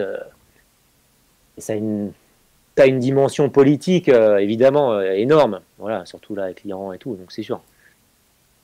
C'est vrai que comme tu le dis, je réfléchissais en même temps, les anglo-saxons sont peut-être plus durs, plus réactifs là-dessus, parce que je me souviens par exemple, forcément cette affaire-là en tête aussi, d'Alexandre Géniez, et la réaction de Total Energy était beaucoup moins comprise chez les anglo-saxons que chez les Français par exemple. Ouais, et même par rapport je pense aux droits des homosexuels et compagnie, je vois mal un Français, sincèrement, cycliste globalement même, cycliste français, porter un brassard tricolore et tout, c'est toujours compliqué, hein. Même si c'est un principe, une valeur universelle comme contre le racisme et tout. Après, il faut savoir que le vélo, la population du vélo, du racisme en France, il y en a globalement, hein. Et dans le vélo, il y en a quand même pas mal. Je dis pas forcément du gros racisme. Du racisme de campagne, on va dire. Voilà, un espèce de racisme de fond, il existe, faut pas se mentir, hein. Oui, de toute façon, le sport est le reflet de la société, finalement. Si la société française est un peu raciste, le sport, malheureusement... Donc, malheureusement, oui, il y a des coureurs qui sont certainement un peu racistes sur les bords, hein, de toute façon. Oui, on a tous en tête Gianni Moscon, notamment. Ouais, je sais pas, là, à ce niveau-là, peut-être, j'en sais rien. C'est ce qu'il a dit et tout. Et encore, il est peut-être plus, comme tu disais, racisme ignorant, quoi, un peu, je suis pas trop sorti de mon village. Ça. Enfin, ça n'engage que moi, après, ce que je dis, mais... Non, mais de toute façon, mais c'est sûr, de toute façon, l'Italie, on voit bien ce qui se passe, on en parle plus politique, mais c'était la question de base. En Italie, quand on voit ce qui se passe, on se doute bien qu'il y a quand même un sacré paquet de coureurs italiens qui sont limite, hein. Enfin, en tout cas, si on est antiraciste, quoi. Oui, parce que si elle est élue, il faut bien qu'il y ait des gens qui votent pour elle. C'est vrai que Voilà. c'est un peu compliqué. Et on va rester sur le terrain un petit peu politique pour finir, Nicolas, mais plus côté écologique. Et je pense que tu l'as vu, l'interview de Guillaume Martin. Alors, je ne l'ai pas lu, l'interview de Guillaume Martin, mais j'ai vu ce que... Enfin, tu vois le message, je pense, du coup, Ouais. sur le luxe qu'est le cyclisme. C'est vrai que, on a beau dire que le vélo, ça pollue pas, c'est un peu peut-être la contradiction qu'on a, nous, dans le monde du cyclisme, c'est que le sport en lui-même ne pollue pas, mais tous les à côté sont terribles pour l'environnement, quoi. Le moyen de déplacement est écologique. Le sport, quand on le pratique comme ça, dans son coin, il est écologique, mais les courses de vélo ne sont pas écologiques. Les courses en elles-mêmes, pour le coup, je suis pas assez bien placé pour le savoir, même si ce sont des véhicules électriques qui sont présents sur la Mercantour classique. Mais après, il y a un nombre de véhicules incroyables, motos, etc. Même les déplacements pour aller faire des courses d'un jour, les allers-retours en avion et tout. C'est vrai que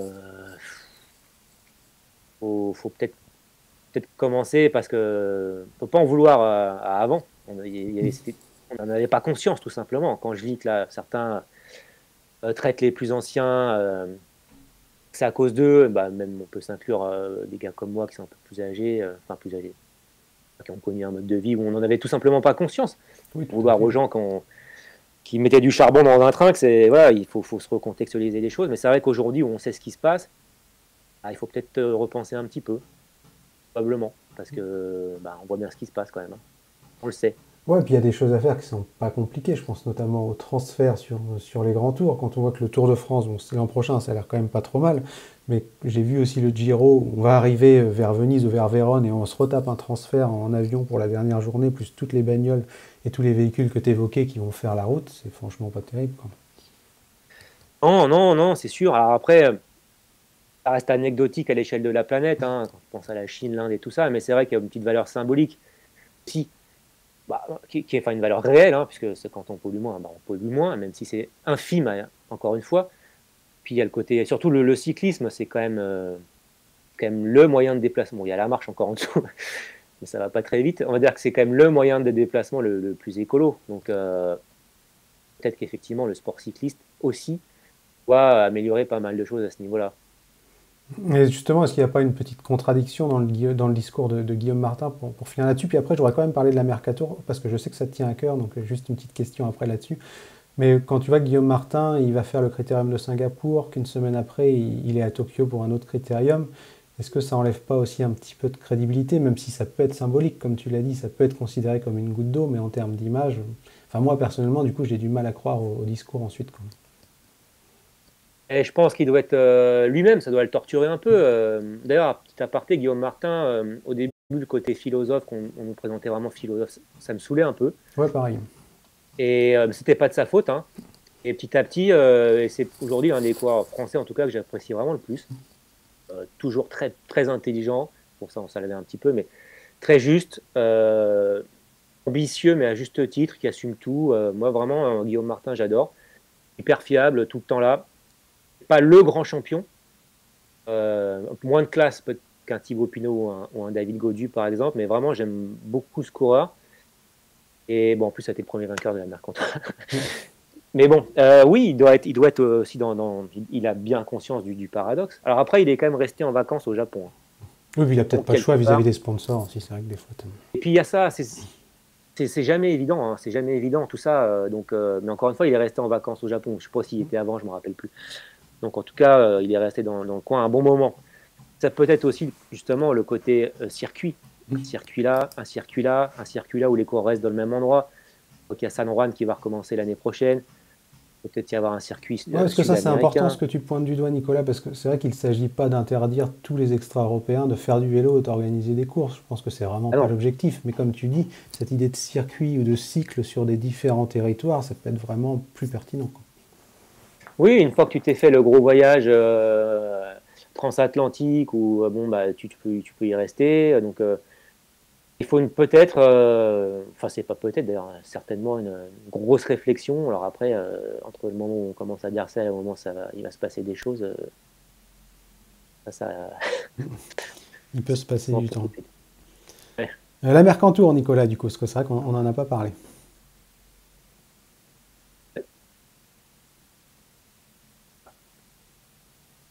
ça coupe de mon côté. Ah oui, je t'ai perdu l'espace de 10 C'est secondes, bon, je t'ai c'est bon. retrouvé, ouais. Oui, la Mercantour, du coup, je sais pas si tu m'as entendu. Comment ça a coupé? Et ouais, la Mercantour, du coup, si tu veux bien. Bien sûr.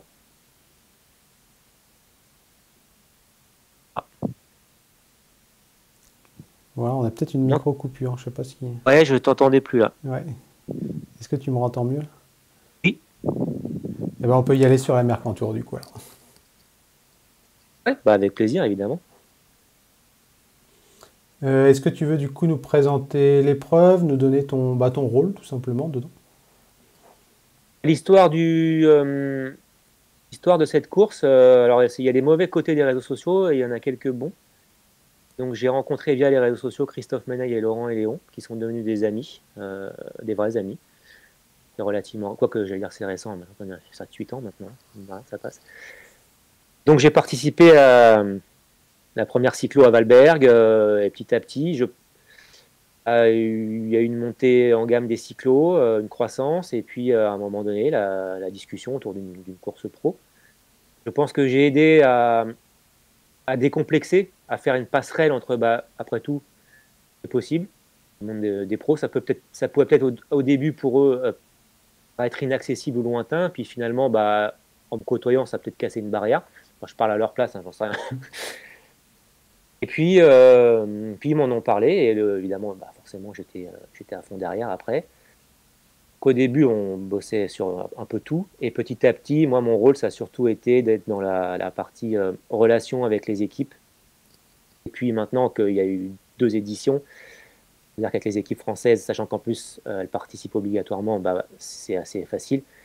Mon rôle, il est maintenant dans la relation avec les équipes étrangères. Donc là, on est en plein dedans depuis novembre, hein, des équipes qui ont déjà candidaté et qui veulent venir. Ça fait quand même plaisir, des équipes qui ont participé cette année et qui veulent revenir. D'ailleurs, notre petit aparté, en ayant exercé plusieurs rôles dans le vélo, aussi en tant qu'ayant aidé un agent, je vois aussi, et là dans l'organisation d'une course, le sérieux des équipes et finalement qui se reflète après dans leurs résultats. Je ne vais pas citer de nom, hein, je ne suis pas là pour ça, mais finalement quand des équipes répondent vite, quand des managers répondent vite pour des coureurs, bizarrement c'est les grosses équipes. Il n'y a pas de hasard, même si des équipes ne viennent pas ou répondent défavorablement pour un coureur, en tout cas elles répondent et très vite. Voilà. Et là je m'en suis rendu compte que tout se recoupait finalement. En tout cas mon rôle il est là, il est dans la relation avec toutes les équipes étrangères. Tiens, à mon tour de lancer une petite pique, moi je me rends compte aussi que les équipes étrangères te répondent plus vite quand tu es média que les équipes françaises, ce que je trouve assez curieux, c'était un peu ça un peu mon propos aussi. Tiens, combien on reçoit de candidatures quand on organise une course comme la Mercantour? Au niveau des équipes, j'entends. Déjà, on sait qu'à toutes les équipes françaises, on avait fait une exception pour Roubaix l'année dernière parce que on avait bien conscience que c'était un peu compliqué pour eux. Ils n'ont pas le profil de coureur. Donc, il faut qu'on leur accorde le droit de ne pas venir. D'accord. Ils sont obligés de venir. Nous, on est obligé de les accueillir et elles sont obligées de venir, mais c'est plutôt bien. Et quand on voit d'ailleurs la richesse des équipes, on sait qu'en tant qu'organisateur, on est déjà assuré d'avoir une start-list correcte, Après, c'est forcément plus difficile en année une. Hein, les équipes attendent, donc c'est à nous de les démarcher toutes. D'ailleurs, c'est pas forcément très bien foutu à ce niveau-là parce que c'est moi tout seul qui suis allé à la pêche et au beau contact dans toutes les équipes du monde. C'était du boulot la première année. World Tour Conti Pro, quelques équipes Conti aussi qui peuvent être intéressantes. Il n'y a rien qui existe finalement de central ou qui nous file directement en tant qu'organisateur à tous les contacts. Il n'y a pas un fichier de l'UCI qui te dit tiens, vas-y. C'est vachement plus simple, mais non. Donc ça a pris beaucoup de temps la première année. Un peu moins maintenant, évidemment, même si ça change un peu dans les effectifs. Quand même, globalement, ça reste stable. Alors, il y a des candidatures un peu, parfois, d'équipes Conti un peu exotiques. On répond toujours, évidemment, dans l'ordre, en fait, de toute façon, on va d'abord solliciter les équipes pour le Tour et les très bonnes Conti. Après, en fonction des places qui restent, on va aussi répondre favorablement ou pas à des équipes petites, entre guillemets, parce qu'il faut savoir que c'est là, quand même, il faut se rendre compte que dans le système du vélo, le plus compliqué, c'est d'être organisateur. On paye les équipes pour venir. Oui. Même, il faut savoir que donc tu payes quelqu'un pour venir chez toi, va passer à la télé. Donc c'est nous qui payons tous les droits de production et tout, qui sont énormes. Tous les coûts sont pour l'organisateur, évidemment rien pour les équipes. Et au final, c'est quand même les équipes qui bénéficient de l'exposition médiatique, payées par l'organisateur qui eux-mêmes payent les équipes. C'est pour ça que c'est compliqué d'organiser une course et qu'on se rend compte que quand les plus âgés arrêtent, c'est compliqué derrière pour une course continuer. Et que quand une course n'existe plus sur une année ou deux, c'est compliqué derrière. C'est vraiment du gros boulot. Hein. Donc, chapeau à mes amis, parce que moi, je fais partie du truc, mais je suis celui qui bosse le moins étroit. J'en ai quand même bien conscience. C'est vraiment du gros boulot en tout cas, et quand j'ai découvert tout ce système que je ne connaissais pas, hein, quand on est coureur, on se pointe à une course, en général on va critiquer tout ce qu'il y a à critiquer, et on n'est jamais content. Bon, visiblement il n'y a que des bons retours sur la course, donc c'est quand même le principal, notamment en termes de sécurité et de parcours. C'est vraiment un gros boulot, et le système est quand même bizarre, quoi. Ouais.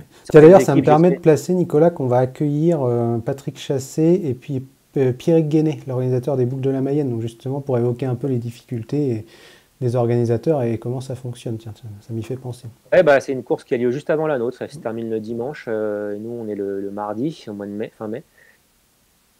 Donc, ouais, c'est... Bah, d'ailleurs, les Boucles de la Mayenne existent depuis longtemps, mais c'est vrai qu'elles ont bien grandi avec l'équipe, la chaîne L'équipe, avec une belle collaboration entre ces deux courses. Et nous, on est quand même l'épreuve née avec Eurosport. C'est là où j'ai été utile aussi, évidemment. C'est peut-être la première course qui est née avec Eurosport. Tout s'est fait vraiment en étroite collaboration avec la chaîne. Donc, il y a des droits. Hein. La chaîne paye quelques droits quand même à la course, mais c'est faible. Hein. C'est pas avec ça qu'on fait un budget. Tiens, Nicolas, on te demande aussi sur le chat, y a-t-il certaines équipes continentales qui auraient un peu plus de budget? Et c'est vrai que je peux penser à China Cycling Glory, qui propose de payer les frais pour être invité. Les équipes continentales, sauf les équipes françaises. Alors la somme, c'est pour être transparent, c'est 2600 € qu'on doit payer aux équipes qui viennent, Conti Pro et World Tour, et Conti françaises, style Saint-Michel, etc. Oui. En revanche, pour les équipes continentales, on n'est pas dans l'obligation de les payer. Donc c'est elles qui viennent en charge. D'accord, donc les trois, parce que je vous mets la start list en même temps de cette année, comme ça vous montre les choses. C'était Global Six Cycling, Electro Hyper et China Glory, c'est ça? C'est ça. Les budgets sont vraiment ric-rac. On aimerait bien, hein, mais c'est pas possible. Après, il faut quand même que mes amis gagnent leur vie. C'est pas possible. Déjà, c'est compliqué de gagner sa vie en étant organisateur. Oui, parce que c'est vrai que Nicolas, parfois on entend ce discours-là, ouais, pourquoi vous prenez pas plus d'équipes, etc. C'est vrai que c'est important de rappeler que si tu en prends 16 et pas 17, c'est parce que tu n'as pas la thune pour en prendre une 17e, quoi.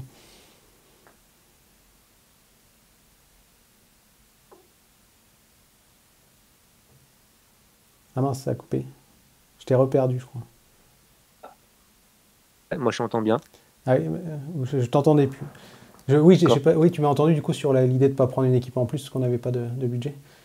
Oui, bah, notamment des équipes continentales qu'on ne veut pas les prendre, mais on ne les paye pas, mais après ça reste aussi quand même malgré tout un peu plus de boulot. Mais après pour les équipes, donc World Tour évidemment, toutes celles qui veulent venir, on les prend. Hein. Même les équipes continentales pro, pour l'instant, on n'a refusé aucune de ces grosses équipes. On est une petite épreuve, on ne peut pas se permettre de ne pas prendre une équipe de ce niveau. Après, on a une épreuve particulière, une épreuve en montagne. Forcément, ça ne s'adresse pas à toutes les équipes, pas à tous les coureurs. La date n'est pas évidente. Juste après le Giro, il y a le Tour de Norvège, il y a les Boucles de la Mayenne. On n'a pas le choix de la date. On ne peut pas être en même temps qu'une autre course française. En concurrence, donc c'est logique. Compte tenu du terrain, on ne peut pas être au mois de mars. Donc on sait d'avance que certaines équipes ne vont pas venir parce qu'elles ont leur stage, etc. Style Jumbo, nous ont déjà répondu. Hein. D'ailleurs, je parlais des équipes super sérieuses, mais Jumbo, etc. ont déjà dit non, bah là on peut pas. Et en plus, ils expliquent pourquoi. Il n'y a pas de problème. On sait que certaines équipes, on les aura pas. C'est intéressant. Tiens, pour finir, oui, tu parlais d'agents aussi tout à l'heure. Désolé, j'ai toujours des questions. Il faut vraiment que je m'arrête parce que je cause trop à chaque fois. Est-ce que tu es toujours lié à cet agent, justement, ou est-ce que tu as lâché cet aspect-là? Non, alors je suis toujours lié en tant qu'ami. Voilà, encore récent dans le vélo, quand même. On peut se faire des amis. Est-ce qu'on peut dire qui c'est ou pas, du coup? Ou est-ce que Oui, c'est Clément Gourdin. Oui, alors moi, je ne travaille plus avec lui. Parce que c'était un peu compliqué. Alors, je vous mets sa fiche que First Cycling, ils ont un truc génial, il y a tous les agents, donc comme ça vous permet de voir un peu avec qui ils travaillent. Ouais, et ça fait quelques années que je l'ai rencontré maintenant. Bah, je me demande si c'est pas justement vers 2013, 14, par là. On a vécu de sacrées aventures, hein, parce que c'est pas évident de se lancer là-dedans tous les deux. On a fait des sacrés trucs, des sacrés périples et tout, donc c'est devenu un ami à force. Un vrai. Et alors lui aussi un Marseillais, donc voilà. Mais un vrai lui. Nous on est supporters de l'OM, Voilà. mais En on dehors. pas Marseillais. Lui, il l'est. Et donc c'était compliqué après, de par mes prises de position, que ce soit sur Twitter ou même après en tant que consultant. Oui. C'est compliqué de l'ouvrir ou de critiquer et puis après d'appeler une équipe, quoi, en gros. Qu'il fallait, je pense que je l'entravais un peu, certains coureurs ne lui faisaient pas confiance à cause de moi. Voilà, on s'est De dit, ton bon, rôle, ok, hein, entre guillemets. Ouais. ouais, c'était compliqué, je peux comprendre. Hein. Certains coureurs ont préféré aller voir ailleurs parce que, ouais, mais Nico, quand même, il l'ouvre et tout. Je sais pas, après, ça me fait un peu peur. Je peux comprendre. Donc, je l'ai laissé faire son truc parce que lui, il est bon là-dedans. On a eu quand même assez tôt des très bons coureurs, quand même, auxquels personne ne croyait. On était des spécialistes, personne ne croit en eux. Donc, les premiers, bon, il y a eu Mathias Le Tournier qui, bon, malheureusement, des problèmes personnels qui font que je pense qu'il ne fait pas la carrière qu'il aurait dû faire, mais qui était un vrai talent. Mais surtout Benjamin Thomas et Rémi Cavagna. Il faut quand même savoir que personne ne voulait d'eux. Hein. C'est assez incroyable quand on y pense. Vraiment personne. Personne croyait en eux. Après, depuis, il a fait son petit bonhomme de chemin. Il ne cherche pas à avoir un max de coureurs, mais je sais qu'il a... Là, il y a 6 coureurs. Je ne suis pas sûr que les infos soient bonnes, parce que c'est dur d'avoir ces infos-là, donc ils en répartiraient. Ouais, alors je te donne les noms si tu veux. Ouais, il y a Cavagna, De Rossi, Le Tournier, Louvet, Rochas et Thomas. Donovan Grondin aussi. D'accord. Je pense qu'il y en a encore d'autres, plus récemment. Là, mais il y a eu Alexis Brunel. Hein, bon, voilà. Malheureusement, Alexis a tourné la page du vélo. Ils sont gros parce qu'il l'avait mis chez Aquadro d'ailleurs.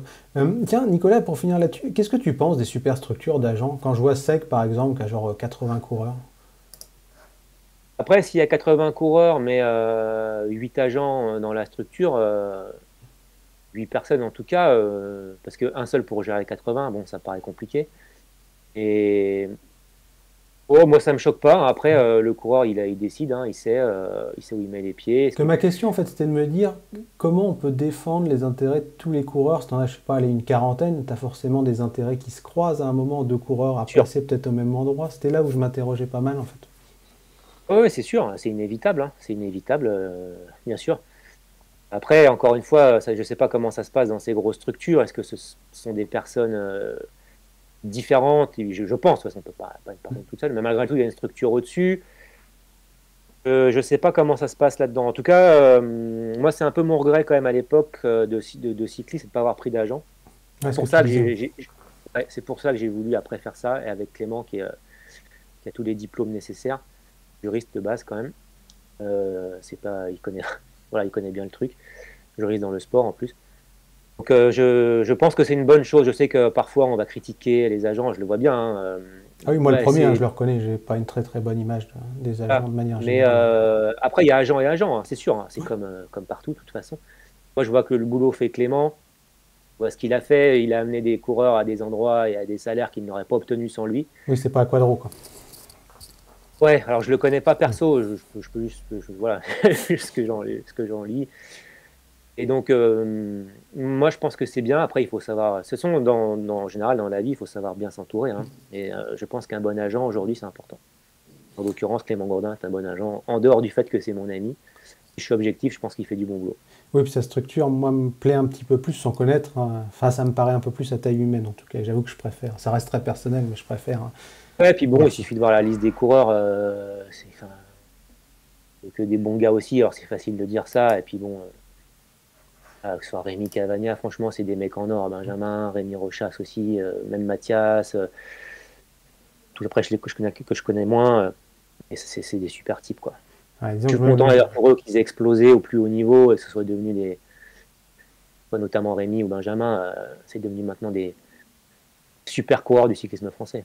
Ouais, disons que je me méfierais plus, moi, des mecs qui vont signer 15 juniors première année parce qu'ils ont fait X ou Y. Ouais, alors résultat. après, avec ça, attention, parce que je sais qu'ils veulent interdire les agents de signer des juniors. Les moins de 18 Alors, ans, non, c'est pas ça? ouais, je dis pas 15, hein, bien sûr, là, on est dans le. Mais on est bien d'accord, même les équipes critiquaient ça, ouais, les agents, ils s'intéressent aux plus jeunes, mais les équipes, elles font quoi? Oui, elles font pareil, sauf qu'elles veulent garder la savent voilà. qu'il y a une prime à payer et que. Donc ils vont chercher des J1, J2 maintenant. Donc en tout cas, ils vont déjà mettre un peu le grappin dessus. Avoir un agent, c'est pas. De toute façon, tu gagnes rien quand tu es agent d'un junior 1, d'un junior 2 et tout. Hein. D'ailleurs, en ce qui me concerne, ça m'a peut-être probablement coûté plus d'argent que ce que ça m'en a rapporté. Tous les déplacements qu'on s'est tapés. Mais c'est pas grave, c'était des bons moments d'amitié. Et donc moi, je pense qu'au contraire, un junior 1, un junior 2, surtout s'il n'est pas dans un milieu cycliste, celui qui connaît rien au vélo, je pense qu'il a tout intérêt à s'entourer d'un agent, même en J2, que les équipes ne viennent pas et elles vont profiter un peu de lui. Oui, il y a ça aussi le danger. Il n'y a pas que des mecs pas bien chez les agents, il y en a aussi dans les équipes, forcément. Oui, après, chacun défend ses intérêts, donc c'est logique, hein, on est dans la logique. Il y a pas de... Et même parfois honnêtement et tout, mais ça reste aussi un business, donc où l'équipe va essayer de payer le moins possible, et l'agent va faire en sorte que... Et puis il n'y a pas que l'argent, hein, évidemment, il y a il y a aussi quand on a 18 ans, c'est pas évident, la relation avec un manager, son patron, etc. Moi, je me souviens quand je parlais à Marc Madiot, ça restait quand même Marc Madiot, quoi. J'ai 20 ans, il en avait, je sais plus combien à l'époque, mais bon, surtout Marc, quand même, il en impose un peu. C'est pas toujours évident quand on a 18-19 ans, donc il faut pas forcément voir le mauvais côté des choses. Après, c'est une question de contrat et de confiance. Et évidemment, si un tout petit salaire, un agent se sucre dessus, oui, là, c'est pas terrible, quoi.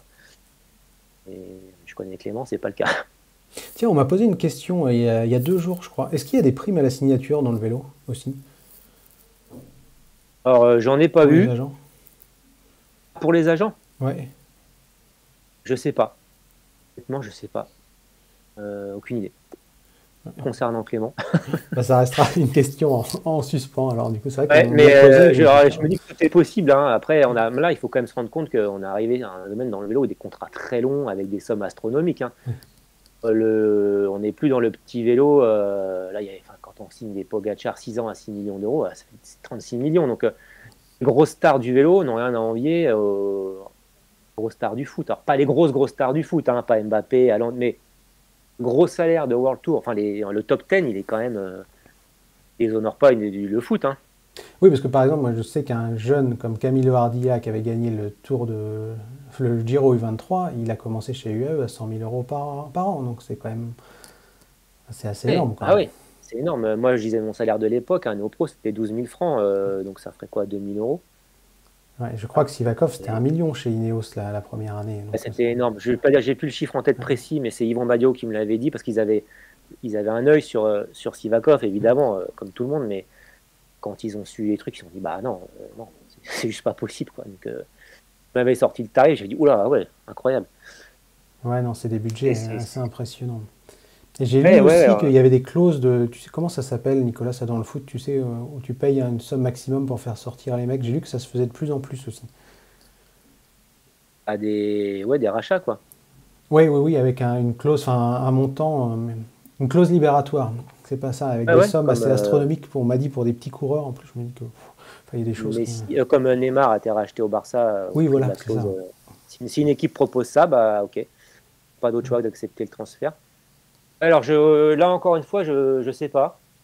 Par rapport à ce que j'en sais, notamment via Clément, c'est pas des pratiques que je connais, en tout cas. Ouais, c'est peut-être plus tout des est possible, honnêtement. De gros agents, peut-être. Je me dis que tout est possible. Y a pas... Oui, parce que de toute façon, pour Savio, clairement, c'était ça. Les mecs qui prenaient avec des accords avec Aquadro pour après les revendre. Après, pour parler, du coup, ça va faire un long podcast. Hein, si ceux qui courent à pied, ça va leur faire 2 footings. Oui, c'est vrai que ça fait un quart d'heure, une demi-heure que je dis qu'il faut qu'on arrête. Mais... Et intéressant, c'est l'occasion de m'exprimer plus longuement que par des messages de 3 lignes un peu succincts sur le forum. Mais moi, ça me choquerait pas. Ça me choque pas qu'il y ait des clauses dans les équipes. Si une équipe comme celle de Gianni Savio met une clause, elle va chercher un coureur. Si après, ça lui permet, si une équipe est capable de payer la clause et que ça permet à Gianni Savio d'aller en recruter 2, oui, tout à fait.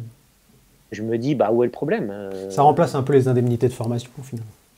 Ouais, c'est ça. C'est une équipe qui a peu de moyens, qui va chercher des coureurs, qui va peu prendre des risques. Bah, ça permet de payer 2 coureurs parce qu'un coureur a marché. Bah, après tout, si une équipe a de l'argent à mettre sur un coureur et que derrière il y a une redistribution, ça me choque pas si ça va dans ce sens-là, quoi. Je vois pas de souci. Je vois c'est vrai qu'il y a, oui, il y a pas de droit, il y a pas de formation, etc. Ça c'est une sorte de droit de formation. Ouais. Et ben, je pense qu'on va pouvoir clôturer parce que sinon je vais relancer des trucs et on va y repasser encore 1 heure. Donc, je pense qu'on a moins que tu aies autre chose à rajouter, Nicolas, quelque chose que j'aurais oublié, que tu voulais évoquer, qui est un sujet particulier. Non, on a parlé, c'est vrai que ça fait 1h40 quand même. On a parlé de pas mal de trucs. Non, moi de mon côté, c'est bien. C'était l'occasion, en tout cas pour moi, quand tu m'as contacté, encore une fois, malgré les différends qui nous ont opposés et malgré même les 2-3 trucs que je pourrais te reprocher encore et que j'ai évoqués dans ce podcast. Je suis content d'avoir, et même par rapport à d'autres sur le forum, c'était quand même assez tendu par moment. Il n'y a pas de problème, donc ça me donne l'occasion de m'exprimer plus longuement parce que je reconnais que parfois je suis aussi un peu sécos et je m'emporte vite. C'est un peu vulgaire. Mais c'est vrai que le format est intéressant, je trouve, en dehors tu vois, de notre cas à tous les deux. Je trouve que le format comme ça, Twitch ou d'autres plateformes, peu importe, c'est vrai que ça te permet quand même de prendre le temps, d'échanger. Et c'est vrai que parfois, peut-être que c'est ça qui crée des tensions sur Twitter, sur les forums, c'est qu'on sûr en que fait, je suis on est entre persuadé deux que portes, on y va et bam, des fois on... La plupart du temps, c'est un problème de communication. Bon, après, pour certains, je pense que ça va au-delà, pleinement, dans la vraie vie, de toute façon. Oui. Après, pour la plupart, je suis persuadé que si on se rencontre, et pourtant, des fois, c'est parti, pardon, c'est parti assez loin et j'étais vraiment énervé de chez moi. Ça m'est arrivé, hein. J'imagine comme beaucoup. Je suis assez on-off, très très zen au quotidien, mais disons que j'appuie sur un bouton et on tout de suite, quoi. Donc c'est vrai qu'il n'y a pas de transition. C'est pas moi qui vais te blâmer là-dessus, je crois qu'il fonctionne un peu pareil. Ouais, c'est un peu on-off, donc si on tombe sur 2 personnes on-off, c'est vrai que ça peut vite partir pour rien la plupart du temps. Donc c'est vrai que c'est bien ces formats où on nous permet de plus se connaître, parce que des fois j'ai des trucs sur moi, je me suis dit mais attends, mais ils ne me connaissent pas, on s'est jamais vu. Pour revenir tout à l'heure au côté personnel, et moi quand je sais qui je suis, ce que je fais, et des proches autour, quand j'avais dit une fois, mes filles qui sont en âge d'aller sur Internet et de taper mon nom, elles peuvent lire des trucs et vont dire mais c'est pas mon père ça. Voilà, donc faut bien garder ça à l'esprit, tourner sur des... Bon, après je vais pas donner des leçons. Et n'oubliez pas quand même qu'il y a quelqu'un qui peut lire des trucs et des proches qui peuvent lire, quoi. Donc on peut aussi comprendre des réactions parfois un peu exagérées, peut-être. Oui, puis encore, on n'est que dans le vélo, hein, ça reste assez soft, je crois. Des fois, oui, je lis des trucs sur la pas, politique ou sur d'autres trucs, je me dis que ouais, puis ou dans le sport, mettre des domaines, des grandes stars et tout. J'imagine. Oui, il y avait un reportage, là, je sais pas si tu avais vu ça, sur l'équipe où les filles se faisaient harceler parce qu'elles avaient perdu, les mecs avaient parié, j'imagine, donc du coup ils se lâchaient, c'était terrible, je trouvais que c'était... Ouais, non, mais on vit dans une époque compliquée. Donc les formats longs, mais il y a un retour au format long. Ouais, je trouve, et ça c'est bon signe. Voilà, et c'est intéressant après le règne du format court, et tant mieux, et voilà, tant mieux. Y compris sur Eurosport, les grands récits, des vrais articles, des thématiques et tout. C'est bien qu'on reste pas sur du très court. Ouais, vive le format long, je crois qu'on peut conclure là-dessus. Exactement. Et ben Nicolas, il me reste à te remercier, du coup à vous remercier tous pour les questions et nous avoir écoutés. Et puis nous, on se donne rendez-vous demain pour une nouvelle émission des commissaires de course. Ciao! Oh, et à bientôt sur le forum.